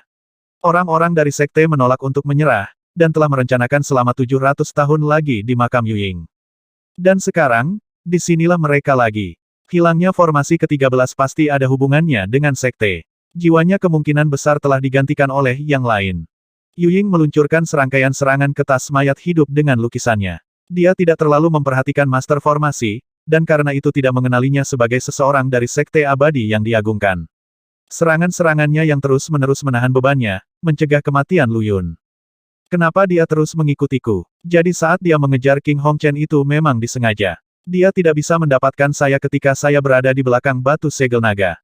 Saya hanya dapat diakses setelah saya meninggalkan ruang paviliun. Pemahaman muncul pada Lu Yun. Itu dia. Dia mengejar tata letak kebangkitan. Tata letak telah membuat mayat hidup tetap berada di jurang maut. Secara alami, dia menyaksikan Lu Yun mengumpulkan puncak terapung. Itulah sebabnya dia dengan gigih mengejar Gubernur Senja. Tata letak kebangkitan terdiri dari tiang kehidupan dan tiang kematian. Yang terakhir menyegel tas undead, sementara yang pertama memiliki kesempatan untuk menghidupkannya kembali. Jadi, kamu telah melihat melalui rencanaku. Formasi ke-13 mengencangkan rahangnya saat Lu Yun memimpin undead itu ke arahnya. Masalah besar, aku sudah menyelesaikan formasi. Dia meraih King Hongchen dan melemparkan pemuda itu ke arah Lu Yun. Formasi ke-13. King Hongchen berteriak panik, ekspresinya hancur. Tas undead berada tepat di belakang Lu Yun. Jika dia menabrak Gubernur Senja, keduanya dan King Han akan dimakan. Suara mendesing. Sosok bayangan tiba-tiba muncul di sebelah Lu Yun dan mendorong King Hongchen mundur. Pria muda itu mendarat tepat di formasi transportasi sekali pakai. Berdengung. Formasi diaktifkan, dan King Hongchen menghilang di saat berikutnya. Tidak. Melolong formasi ke-13. Dia telah terperangkap di sini selama 1000 tahun dan sangat dekat untuk keluar, tetapi kesempatannya telah dilucuti oleh orang lain tepat di depan matanya. Lu Xuan mendarat di samping Lu Yun, kakinya adalah alat yang mengirim King Hongchen pergi. Dengan kekuatan yang digunakan formasi ke-13 untuk melempar pemuda itu, tabrakan itu akan menghancurkan Lu Yun. Hentikan kupu-kupu malam itu. Lu Yun memanggil Lu Huang juga. Keduanya dilanda teror oleh perempuan mayat hidup, tetapi mereka tidak berani melanggar perintah Lu Yun dan tidak punya pilihan selain melangkah. Infernum adalah kelompok yang tidak kompeten yang hanya bisa menggertak yang lemah. Tas undead terlalu berat untuk mereka tangani, dan keduanya hancur hanya dalam 3 tarikan napas. Apakah Infernum secara alami lemah, atau apakah 4 pengikut Lu Yuanhou tidak berguna? Perut Lu Yun jatuh saat tas mayat hidup itu mulai mengejarnya lagi. Kamu adalah targetnya. Aku akan pergi kalau begitu. Formasi ke-13 memperhatikan bahwa mata putih monster itu telah tertuju pada Lu Yun selama ini. Dia menggeser tubuhnya keluar dari jalan dan melarikan diri ke arah lain. Dalam mimpimu, aku akan membawamu bersamaku jika itu adalah hal terakhir yang aku lakukan. Lu Yun melemparkan King Han keluar dari jangkauan serangan tas itu dan menerjang formasi ke-13. Menjauh dari saya, Master Formasi menjadi marah. Auranya naik secara eksplosif dan membuat Lu Yun terbang dengan kekuatan yang menakutkan. Dia adalah abadi untuk memulai, dan tubuhnya sekarang ditempati oleh abadi yang lebih kuat. Meskipun jiwa masih menyesuaikan diri dengan tubuh barunya, kekuatan makhluk abadi masih merupakan sesuatu yang tidak bisa ditangani oleh Lu Yun. Tubuh Lu Yun mengarahkan lintasan lurus ke tas mayat hidup. Formasi ke-13 menghilang di udara tipis, tawanya berlama-lama di udara. Apakah aku akan mati lagi? Senyum masam tersungging di bibir Lu Yun. Dia baru saja terbiasa dengan dunia abadi. Akankah dia bereinkarnasi ke dunia lain kali ini, atau akankah jiwanya benar-benar tersebar? Apa yang tidak akan saya berikan untuk melihat gadis cantik itu sebelum kematian saya? Mau tak mau dia memikirkan gadis di punggungnya dalam tata letak kematian tertentu. Pandangan sekilas yang dia tangkap sudah cukup bagi kecantikannya untuk membekas di hati Lu Yun. Meskipun dia adalah ilusi yang lahir dari tata letak, semua ilusi didasarkan pada kenyataan. Karena citranya muncul di sana, itu berarti pasti ada seseorang seperti dia di dunia nyata. Hei sekarang, ini bukan waktunya untuk memikirkan seorang wanita, kan? Dia tertawa kecut pada dirinya sendiri. Bisikan lembut melayang ke telinganya sementara kabut putih menerangi ruang. Apakah itu Yuying? Tanpa henti menyerang wanita mayat hidup itu atau Miao, bersembunyi di sudut mencoba menyusun strategi, semua pihak ternganga. Tas mayat hidup itu sepertinya juga lumpuh. Sosok cantik berjalan anggun keluar dari cahaya, menyuntikkan nafas kehidupan ke gundukan pemakaman yang suram. Dia tampak berusia sekitar 17 tahun. Mengenakan gaun sifon kuning berbulu halus, rambutnya tergerai lembut seperti awan dan kulitnya lebih putih dari salju. Lu Yun menatap profilnya, tercengang. Itu adalah gadis cantik dari tata letak kematian tertentu. Mengapa dia di sini? Apakah Tuhan mendengar keinginan saya yang sekarat? Pikirannya sepertinya mengalami hubungan pendek. Dewi, dia jatuh dengan keras ke tanah, tatapannya tertuju pada gadis itu. Gaun kuningnya dengan sempurna menguraikan lekuk tubuhnya yang memikat, mengimbangi ekspresi tenang yang damai dengan dunia. Kaki terbukanya sehalus batu giok, sementara permata di dadanya berkilau cemerlang, seperti bintang yang paling indah. Saya hanya memiliki 2 tahun tersisa dalam hidup saya. Bahkan dengan potret kekosongan, Aku bisa hidup paling lama 3-5 tahun lagi, gumamnya dengan suara lembut yang hanya bisa dia dengar. Aku mungkin juga membuang kehidupan yang tidak berguna ini untuk menyelamatkan hidupmu. Dia mengarahkan matanya yang jernih dan cerah ke arah Lu Yun. Selain kakak laki-laki dan sepupu, kamu satu-satunya yang pernah menunjukkan kebaikan sejati kepadaku. Dia ingat Lu Yun mengirimnya ke tempat yang aman sebelum mengejar formasi ke-13. Gadis itu menyatukan kedua tangannya dan memejamkan matanya. Permata di dadanya meledak menjadi keagungan yang luar biasa, menghantam tas mayat hidup dan menjatuhkan monster itu dari pandangan mereka. Semuanya menjadi tenang. Apa yang terjadi? Keheningan berlangsung sampai gumaman Miao memecahkannya. Aku melihat seorang dewi. Dewi sejati. Li Yachai berjuang keluar dari kolam, tercengang. Sungguh dewi yang cantik. 50.